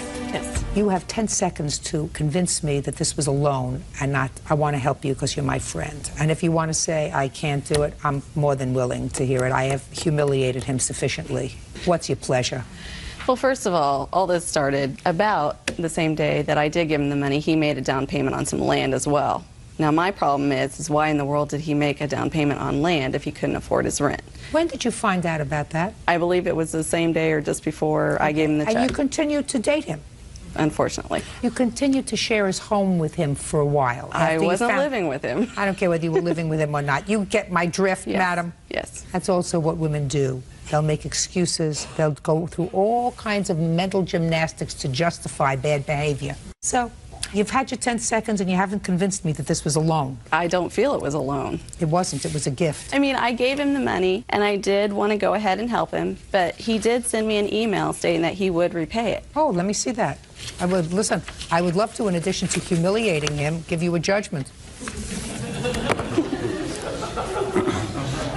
And so if it was not a loan, why would he send me the email? Oh, fine. Wednesday, April 20th. I will also be paying you back. If it's in installments, that's the best I can do right now. That's what you said to her. Yes, ma'am, that's right. At that time, I'd tell her just about anything just to get her off my back. Fine. Well, that's great. Well, that's what you told her. You said I'd be paying you back even in installments. So you didn't start? No, ma'am. As far as I'm concerned, I don't owe her that money. Judgment for the plaintiff in the amount of $510. You acknowledged the debt, sir. You said paying you back. That's all. Step out. April Harrington says former live-in boyfriend Fred Badman sold her belongings after she moved out. Fred is countersuing, claiming April also stole from him. Ms. Harrington, according to the complaint that I read, you and the defendant were in a relationship and lived together for a period of time. When you moved in together, you took some of your stuff and put it in a storage unit. The storage unit was in Mr. Badman's name. That's right. And he paid for it. No. That's what he says. There came a time when the two of you parted company, a day that you will tell me about briefly, and it is your claim that he got rid of the stuff in your storage unit, which you wanted back. Mr. Badman acknowledges that he emptied the storage unit. Some of your stuff he gave to the Salvation Army. Some of your furniture he still has. And the reason he did that was that when you moved out, you took a substantial amount of property that did not belong to you, that belonged to him and to his daughter, and he has a counterclaim. How long did you live together? He moved in with me in February of 2004. He had a dog, and I had a dog, and I was only allowed one dog at my apartment complex.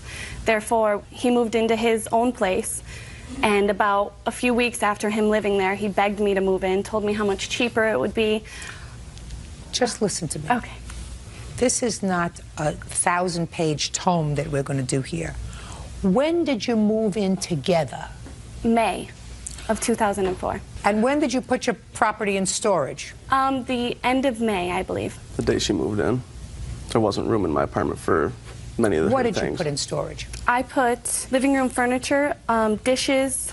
My parents had started collecting teddy bears for me when I was a child. A futon, a bed, clothes, shoes, dresser, desk combination, a glass mirror, and my diploma, important tax information papers, all sorts of things. And when did you separate? July 25th, 2004. Tell me the circumstances surrounding you moving out. I had found out that he had been cheating on me with her. That is his baby's mother. We were going to court for custody of his child, me and him together, and I found out that he was cheating on me. I came home from work early, asked him, you know, why are you doing this? Can we please talk about this? He then shoved me into a dresser and I dislocated my finger. The police then told him that he should leave the apartment for a few days while I got my things together. Within those 3 days, he came back and broke in his own door, busted the lock off, and I moved out the very next day because I wasn't safe living there with no lock on the door. I took the things that belonged to me and only me. The only thing that I have of him are some pornography tapes that I did not bring with me because of the security on the airplane, and I didn't want them flashing about. They're kind of disgusting. What'd you take them for? They were actually in a box of movies of mine. When did you try to get your property back? Right after I moved out, I went to the storage unit to see. I had a key to it because my things were in it. I did pay for it, and he had changed the locks. Now I'll hear you, sir. When we did break up, it was because of accusing me of fooling around with her. We were just friends. We've always stayed friends because we have a child in common. So I didn't want to argue, so I left the home. She called the police. We went down there. She decided she didn't want to charge say anything because she told the police that I beat her up or whatever. So then we went to the police station. You did. You broke my anything. She did not file the report. Anything. She said. Shh. Don't say anything when he's testifying. You know how quiet he was when you were telling me your story? Mm-hmm. I read your complaint very carefully. You came home and you wanted to talk to him. That's Correct. what you said in your complaint. Correct. He was sleeping. No, he was up. It says, I'm reading from your complaint, things were going terribly for us, and he was served with an eviction notice. On July 25th, not June, on July 25th, 2004, everything came to a head. We were in an argument. I came home from work to talk to Fred. He was sleeping, and I tried to get him to talk to me. That's what you said. Okay, that's fine. And when you want to talk to somebody and they're sleeping and they don't want to communicate with you, you get angry. No, I was not angry. You weren't angry. No, I was not. No, you weren't angry. I was upset. You were living with somebody. You think he was fooling around with the mother of his child. According to you, you came home. You found him sleeping. You went in there and he didn't want to talk to you. And so he broke your finger. He did. Miss Harrington, I have no question that your finger got broken. Mm-hmm. I don't think he broke it. He wrote it in his report to the police. I actually have it. Oh, I'd like to see that. He said he broke your finger. I'd like to see that. Yes, it does I say that. squeezed her hand, and that was after she went and punched the wall It's about 20 highlighted in times. Your yellow. Honor. On the report, it says that there's no injuries to anybody. She didn't report any injuries to the police. No, right there there. were none marked. I just wanted her to leave me alone. April started to poke me on the right side of my body with her finger. I told her to leave me alone. She continued to poke me with her finger, saying, stop being a blank jerk and talk to me. You know, you live long enough, you could practically write the scenario. I want to talk to you. Leave me alone. I just want to sleep. I don't want to talk to you now. Leave me alone. I want to talk to you. Then you say, I rolled over and grabbed her hand. I cannot remember which I had grabbed, but it was her bad hand, and she started crying. April asked me why I grabbed her like that, and I said, because you keep poking me. I wasn't poking him. I really wanted to talk about it. I was very upset. Listen to me. I got it. You just told me you weren't upset. No, listen to me. A moment ago, you said, I came home from work, I just wanted to talk, I wasn't upset. Listen to me, Miss Harrington. Your Honor, I wasn't angry. I was very upset. I was crying, hurt. I was not angry. Then what I'm telling you is, you upset, angry, whatever it was, you can't put your hands on somebody like this. And if they don't like it, which she said, you gave me the report. So you want to vouch for the truth of this report. No, just the part that you like. No, that's not true. If you read my statement also. I'm reading his statement. Okay. That's what you gave me. If you keep reading it, he also pushed me in the face and kicked me off the bed. And listen to me. He wanted you to leave him alone. So it's okay if he kicks me and... You shouldn't have put your hands on him. Okay. Miss Harrington, you put your hands on somebody. I wasn't hurting him. I was... Listen to me. You can't put your hands on somebody and continue to irritate them and expect them to do nothing. That's fine. Good. What property of hers did you give away to the Salvation Army? Things I gave away of hers. I went and retrieved all the stuff from the storage unit because I didn't want to pay What anymore month on did it. you do that? February 05, ma'am.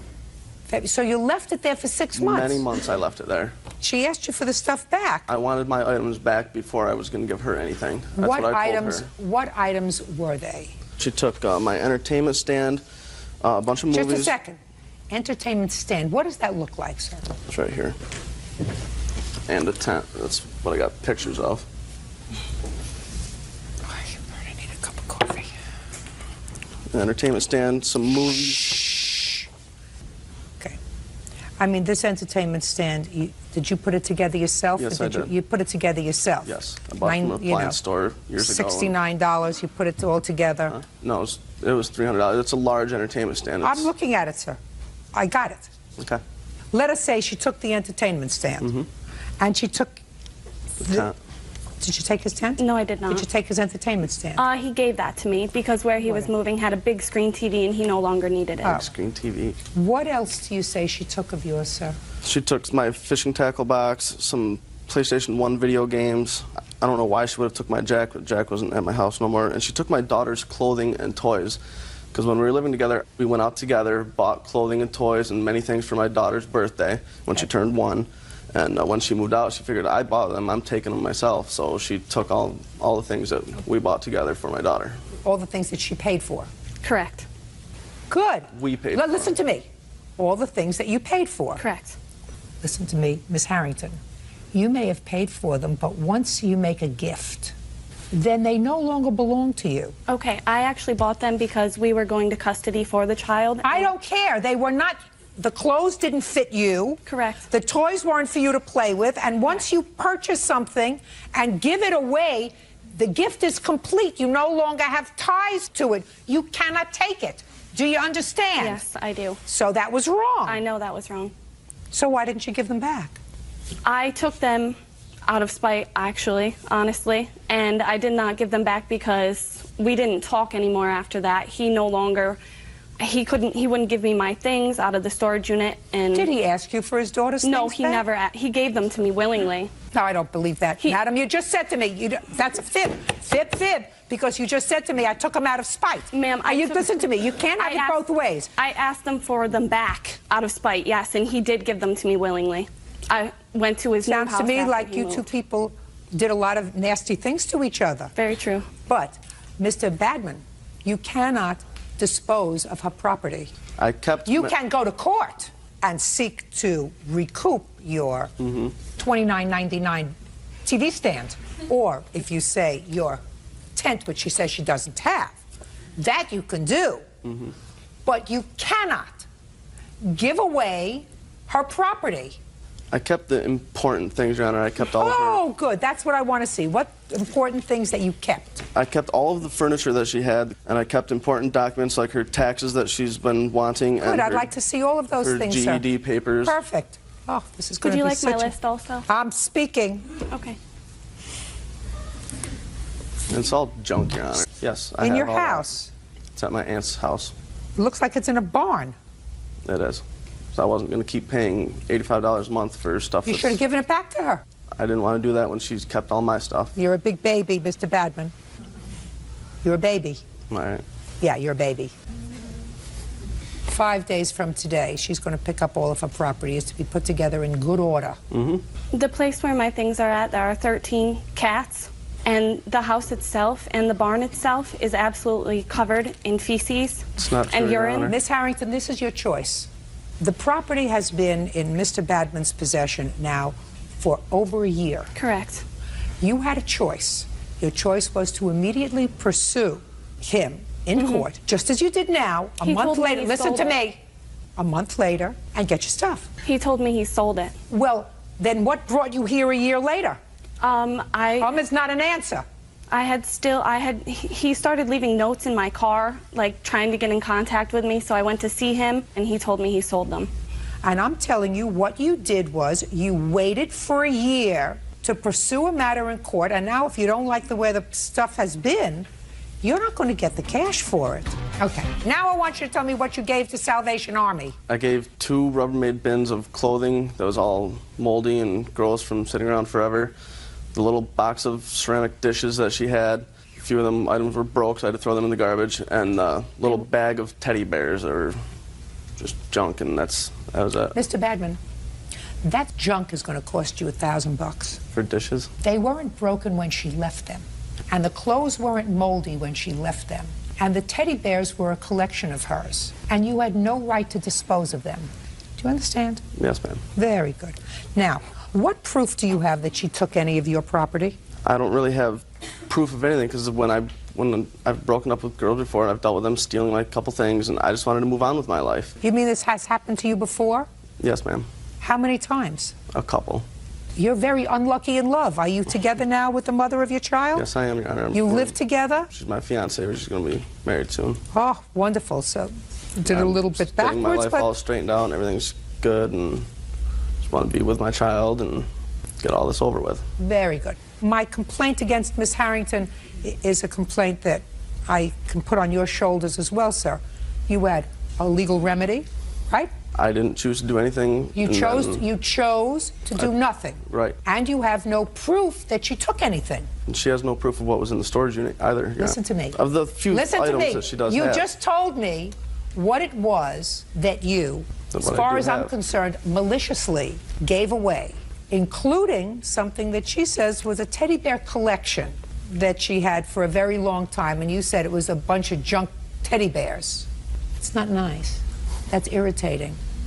You told me that. She didn't. I wouldn't even look at her list. I asked you what she gave to Salvation Army. So your counterclaim's dismissed. 5 days from today, she's going to pick up all of her stuff. And you owe her $1,000 for the stuff that you gave away wrongfully. That's all. Step out. 19-year-old Preston Wamsley is suing neighbor Audrey Martinez and her son, 17-year-old Chris Rivera, for the cost of a Mitsubishi Eclipse. Preston claims Chris totaled the vehicle.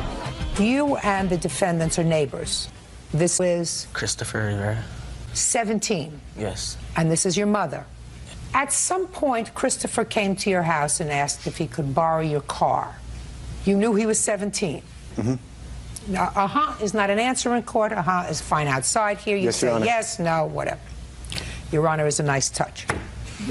He said he needed your car so he could take his sister to school. Yes. But that was a partial truth. You know what that means? I'm not sure. It means it was only partially true, half true. A little piece of it was true. Some of it was a lie. You didn't just want to take your sister to school. You did something else with the car, right? Yes. What else did you do with the car? I gave my cousin a ride home. And after you gave your cousin a ride home, then what else did you do with the car? And I let April drive it. Who's April?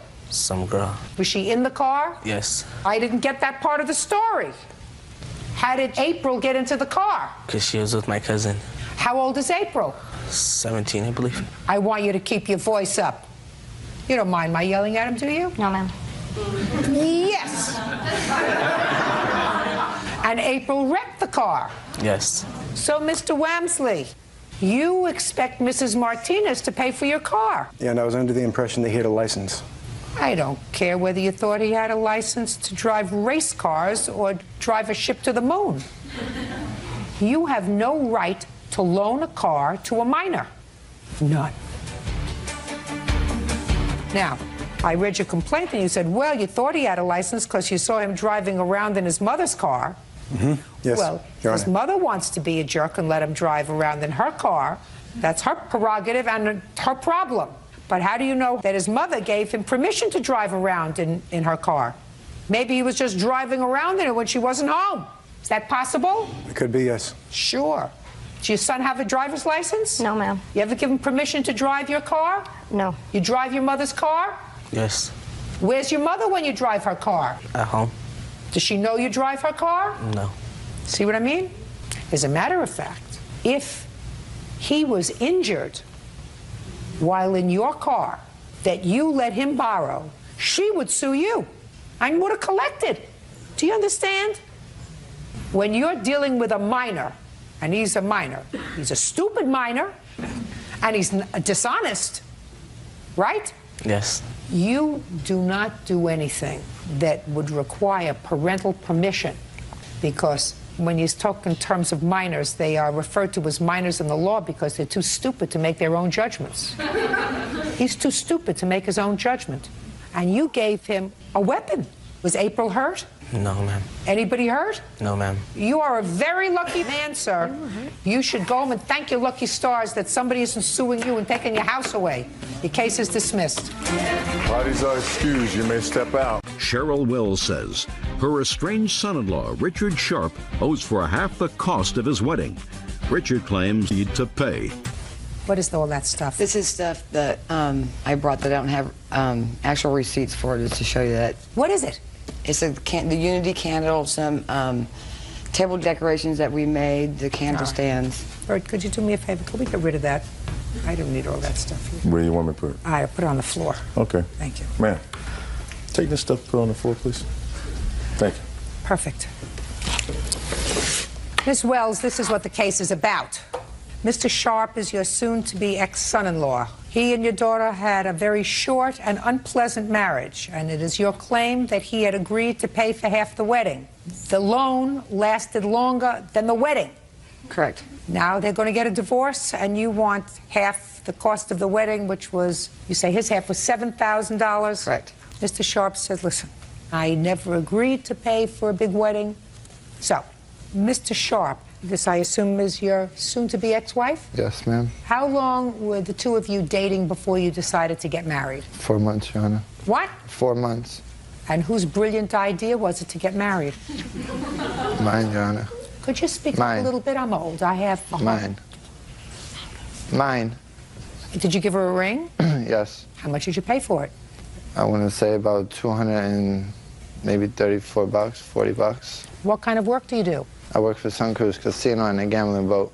And how much do you earn a week?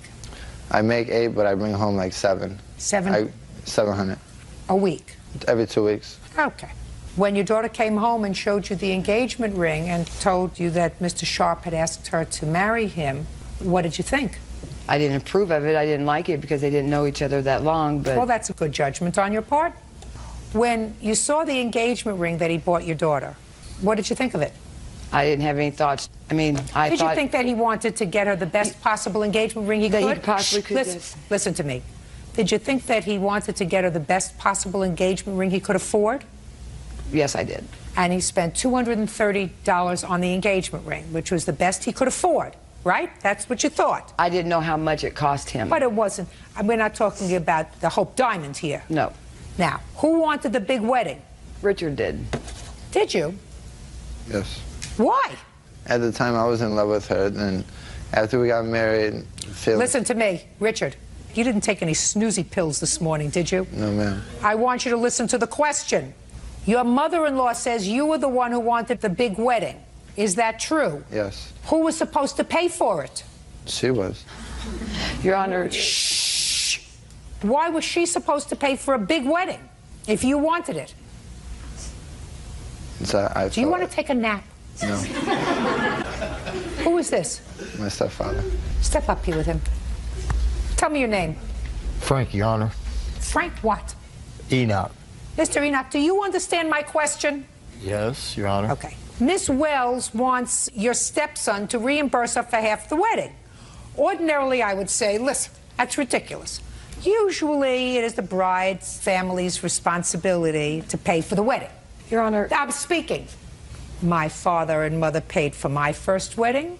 They paid for my second wedding. And then my father said, the next one's on you. However, you see, I'm having trouble communicating with your stepson, sir, because I'm not quite getting the fact that he's wrapped too tight. He's nervous, that's all. He doesn't look nervous, Mr. Enoch. He looks tired. Are you nervous? Not really. I can try harder. I don't think you'll be able to make me nervous. Do you understand what I'm saying to you, Mr. Enoch? I understand what you're saying. So Miss Wells says he's the one who wanted the big wedding. I don't know why. It's usually the bride that wants the big wedding. You didn't want a big wedding? No, ma'am. Step up here with your mother. Why did he want a big wedding? He had a whole bunch of friends? When he was working at the car lot, he was inviting people he didn't even know that would come and make a payment to to our wedding. I want you to tell me what happened when you started to discuss the cost of it. We sat down, and me and my mother explained to him, we don't have this kind of money. We don't even know these people. If it was, you know, if it was some people he knew, then fine, but he didn't know these people. So what did he say? He said, well, I think they should come anyway, and I'll pay for half the wedding since it's mostly my people that I want to come. Is that what you said? No, ma'am. How many people were at the wedding, Mr. Sharp? There's about 120, 140. How many people were at the wedding? 73. Of the 73 guests, how many were his family and friends and how many yours? 60 of them was his. You mean you had 13? Yeah, because we not from Florida. 60 were his family and friends? Yes. And 13 were your family. Is that right? Correct. Is that correct? No, ma'am. How many were your family and friends? My family was 5, and there was maybe like 3 or 4 friends of mine. Your Honor, I have the wedding pictures. I also have the kind of people that you're dealing with. This is public record. I don't need to see the kind of people that I'm dealing with. I just have to try to figure out whose responsibility is to pay for this fiasco. Fiasco is correct. These pictures? Yeah, let me take a look at the wedding pictures. Miss Wells, is this your only child? This is my only daughter, yes. This is your only daughter? Yes. You should go around the desk praying 3 times, get down, kiss the floor, and say, thank God she got out when she did. You're correct. I agree. Because you don't have any children with him, do you? No, ma'am. But for the grace of God, you could have had a grandchild fathered by this guy. No, thank you. I agree with you. No, thank you. Really. Unless he's hiding, thank you. unless he's hiding something from me that I don't see. Well, you're not missing much. Okay. Who's in this picture? Can you see it from there? Yes. Who is in this picture? That's me, Jack, Bill, Terry. Who are they? Friends of mine. Friends of yours? And the one guy, Jack, Just I a used second. to work You for said him. 3 or 4, so that these are the only people at the wedding that were your friends? There might be a little bit more, but other than that. Who are these people? That's my stepbrother, and that's her stepfather. Okay, so you got a stepbrother here. Yes. Was he in this picture too? No, ma'am. These people come with their significant others, or they come stag? They came with others. With others? They came with their So you got to do wives. this times 2, right? Yes, ma'am. That's more than 3. Even you could tell that, right? Yes, ma'am. Madam, it's clear to me that he had certainly more than 3 or 4 people at the wedding. So what you're telling me is he said to you, these are the people that I want at the wedding, they're friends that I work with? Not friends that he works with, but he was working at a car lot, and people that would come in to make their payments that he would talk to just to make their payments, he would invite to our wedding that he did not know. Your Honor, I had to finally put a stop to it because this list was like 300 people. Who was supposed to pay for all these people, all these strangers? I felt that I was going to pay for them, but as soon as she said she put a stop to it, I said, okay, never mind then. All right. Now, where were they married? At the Ramada Inn. Had you taken the Ramada Inn before or after you had this discussion with him about inviting too many people to the wedding? I'd already talked to the Ramada Inn, and then when he kept adding the... No, I want you to make sure you give me the honest answer. You had gone to the Ramada Inn, you have to give them a deposit and reserve the date. Correct. Had you done that before you had the discussion with him? Yes, but he kept adding to the list. You don't have to repeat it. I understand what you're saying to me. So you had already taken the hall, and initially, he was not going to pay for half the wedding.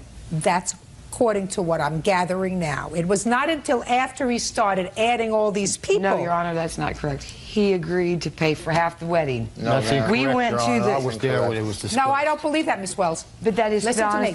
Miss No. Wells, I don't believe that. I don't believe that true. somebody who buys a $230 engagement ring makes a knowing decision to pay for half the wedding that, according to you, cost $14,000. I wanted them to elope. I offered to give them $2,000 so I didn't have to pay for this big wedding. He had already agreed to... Now you want to talk to me? Yes. Good. Now I'll hear you. But make sure you're telling me in a loud, clear I voice. did not agree to pay for half of this wedding, Your Honor. Well, tell me what happened. What happened is I started adding people to the list, and she said, no, I can't afford all these people to come, Your Honor. So I said, okay, well, we'll stop all them people, because who even knows if half of them people are going to show up. Your Honor, that's not right, because I even paid for his probation. He was supposed to pay me that back as well, and he has not even done that. And her daughter paid her back out of that with her income tax money, Your Honor. Just a second. So what you're telling me is you were on probation, you had certain fines? Yes, ma'am. And she paid your fines? With her income tax. Because you didn't have the money? Yes, ma'am. Okay. So how could you reasonably expect him to pay $7,000 for a wedding when he couldn't even pay his own probation fine? We paid his probation off so he could get off by the beginning of February for our wedding. You working? Yes. Pay your mother back for this wedding. No way. Pay your mother back for this wedding. I've paid her half of the wedding already. I don't believe that he agreed to pay you for half the wedding. He didn't, Your Honor. I don't believe that. Your Honor, he did agree to pay for that wedding. Do you have that in writing someplace? I don't have papers for that. You should. You're dealing with someone who is a convicted felon. It would seem to me if someone agreed to pay. Your Honor, he goes to church every Sunday. I'm speaking. I have to come up in my mind, if he agreed to pay you, which I doubt, but let's say he said, I'll pay for half the wedding. Any legitimate and reasonable expectation that this person who spent $200 for an engagement ring and couldn't pay his probation fines was going to be able to pay for a $14,000 wedding. What was the nature of the felony that you were convicted of? Sales and possession. Sale and possession of what? Cocaine. How many times? Twice. 2 different arrests? Yes. That means you got caught twice. Yes. That doesn't mean that you sold only twice. It means you got caught twice. I got caught twice. Well, then you are smart. Yes, ma'am. Pretty smart. Well, not pretty smart for selling drugs. But you were pretty smart. You did it a few times and you didn't get caught, right? I should have done it at all. I asked you a question. Just answer. Yes. Just a second. Yes. Don't tell him what to say, Mr. Enoch. I think he understands me pretty well, sir. I think he's keeping his cool, because I don't think that with this kind of act, this young woman would have said yes to this proposal. Your Honor, can I say something? Please. Go ahead. He goes to church every Sunday. We thought that he was reformed. I mean, you're supposed to give everybody a chance. And that's exactly what we did. We believed him. And the reason that the wedding wasn't, it is because he moved in with his girlfriend that he had before we were married. No. Your Honor, this lady, my soon-to-be ex-wife, she thinks I am sleeping with this girl, Melissa, okay? Me and Melissa ain't together. Ma'am. She would not sleep with me because I am married to this young lady here. And I got to respect that. So you've asked her to? Listen to me. I just wanted to hear him talk, because so far I've had monosyllabic conversations with him, and I wanted to make sure that he was more together than he was presenting. I'm speaking. More together than he was presenting to me a moment ago. I do not believe that he agreed to pay for half the wedding. It's unfortunate. And my advice to everyone out there is, don't spend an awful lot of money on first weddings. Wait for the second one. They usually hold out a little bit better. Your Honor, I'm sorry, did Miss agree. Wells. So I don't believe it. That's all. Parties are excused. You may step out. 23-year-old Cammie Farmer is suing Jose Martinez for a late-night fender bender outside a nightclub. Jose says it was Cammie who backed into him. Miss Farmer, you claim that Mr. Martinez damaged your car in a parking lot. And Mr. Martinez says that the accident was both of your faults, so you should each pay for your own damage. You were all exiting a club that evening. Right. So what I'd like you to do is to go over to that chart that you've prepared and show me where the exit was. This is the exit right here. Okay. So there's a steady stream of traffic that's going sort of in the center. Right. And what happens is, I assume that a car in the center lane lets one car in from one side, and then another car goes, sort of alternating egress from the parking lot. And there was police officers in the parking lot directing traffic. Now, what kind of car were you driving? A 2000 Chevy Malibu. And Mr. Martinez? A van. So tell me what happened. As I was trying to exit... That was you. You're in the red. This is me. I'm the red, and he's the blue. So as they're exiting, and I'm waiting in line for them to exit, I guess he got impatient and was in a hurry or whatever and tried to go around me. And his back van door was open. So as he's trying to go around me, his door caught my left bumper and my left taillight and shifted my trunk. You have pictures of that? No, I don't. I put it in the shop the next day, so I didn't take pictures. Well, after his van door hit your car, what happened? The police officer directing traffic directed us to pull this way and exchange information. And you did that? Yes. You have a police report? No, because it was on private property and there was no injuries, the police officer didn't take a police report, but he gave me a statement. I'd like to see it.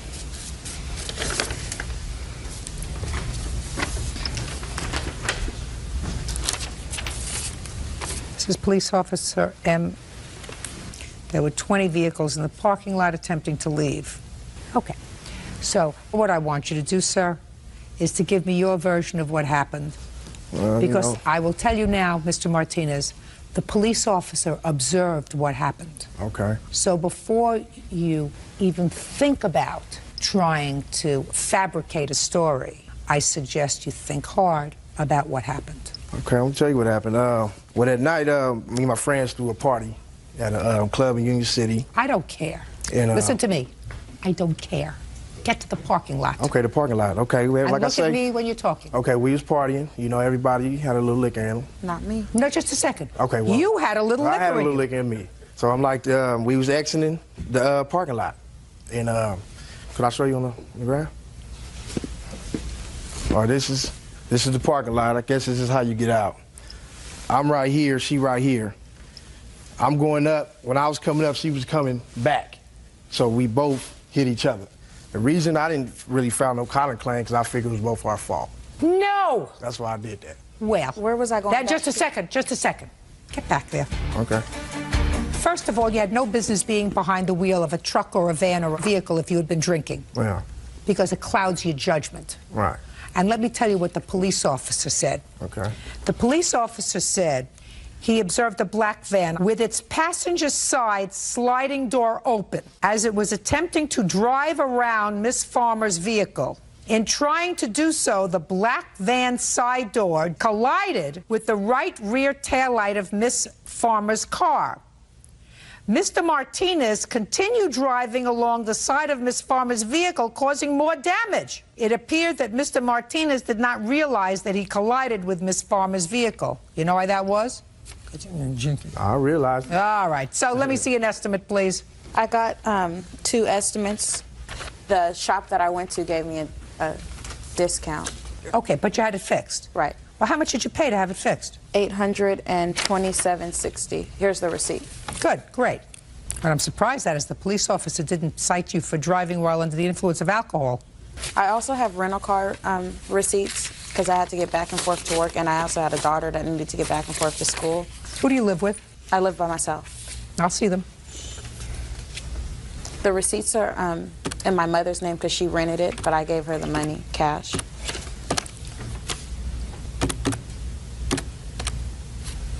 All right, the judgment's for $970. That's all. Step out. Thank you.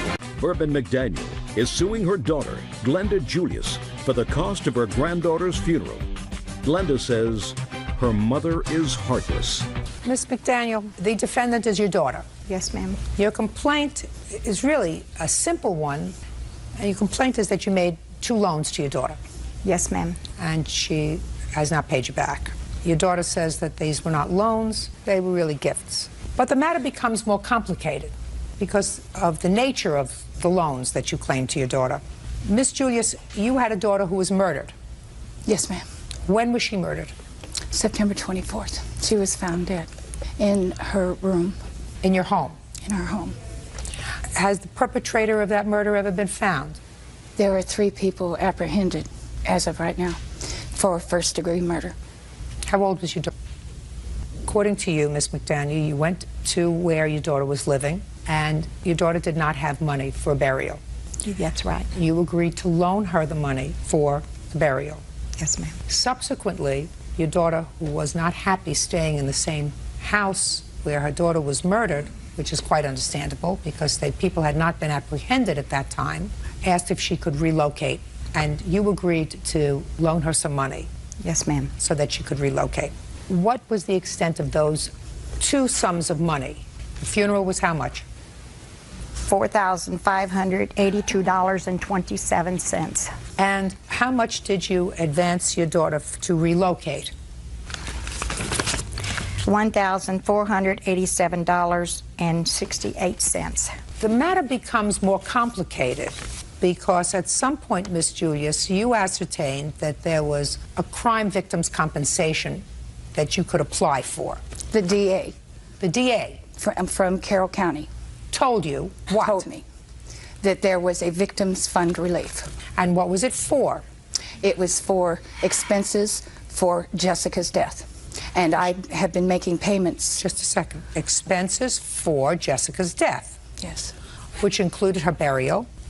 Which my mother gave as a gift. Listen to me very carefully. Which included Yes. So the state of Tennessee had a fund which provided for the survivors of victims of violent crime to give them money so that they could pay for burial. Yes. And other related expenses. Yes. You applied for that. Yes. And you got a check. Yes. How much was the check? One was $5,300 and the other one was $1,024. Can I see the paperwork surrounding those two checks, please? There was a few gas expenses. Can I see the paperwork for the... This is exactly what Bert, I'll take a look but at I it. have more different, I have receipts to where I have been paying my mother. Just a second. They paid you $5,307.27 for the funeral. And then there are other related expenses, moving expenses. Are you telling me that you have proof that you gave some of this money to your mother? Yes, I have. I'd like to see it, please.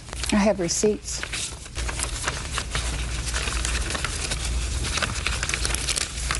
Here, this is it for money orders.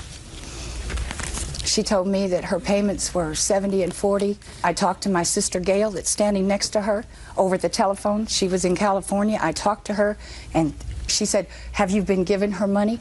I said, yeah. She told me 70 and 40 on her credit cards. And that's exactly, I've been giving her a little bit more. Well, I see what you're talking about. You gave her $30, $40. And it started on 11/3, excuse me.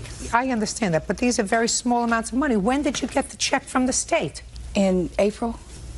She told me it was on credit cards, and as long as I was helping her out, there was no lump sum that I was supposed to give her. She knew I would have to go home. I have a headstone to purchase for my daughter, which is $910, and I'm working at a minimum wage job. I moved out because it was so unbearable to live with her in her house. Let's go back a second. You got this money, which is about $6,500. What did you do with it?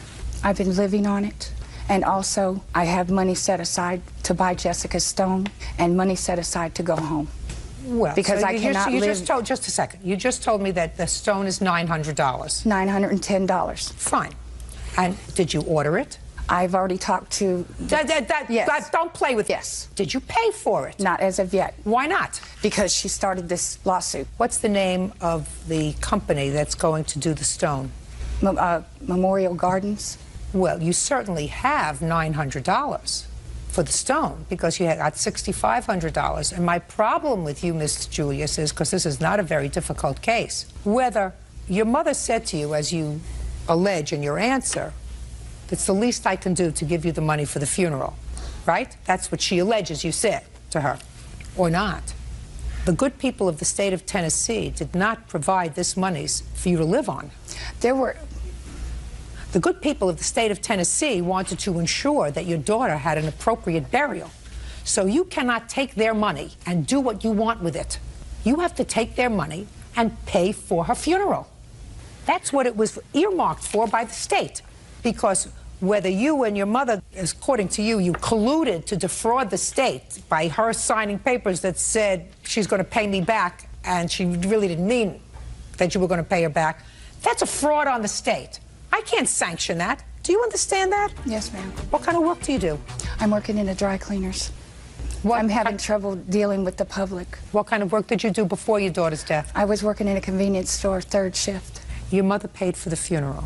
According to the claim that you put into the criminal injuries compensation claim for Jessica Dawn Julius, the funeral was $5,307.27. That's what you told the state, correct? Yes, ma'am. And the funeral was actually $45.82? The difference was donations from the school where Jessica went. What? I have a paper that states each and every one that gave donation to funeral. Can I see it, please? Yes. The family that Jessica was, Lisa Stevens' family, were there and willing, and the whole town was willing to help out with this. My mother is the one that wanted me to move.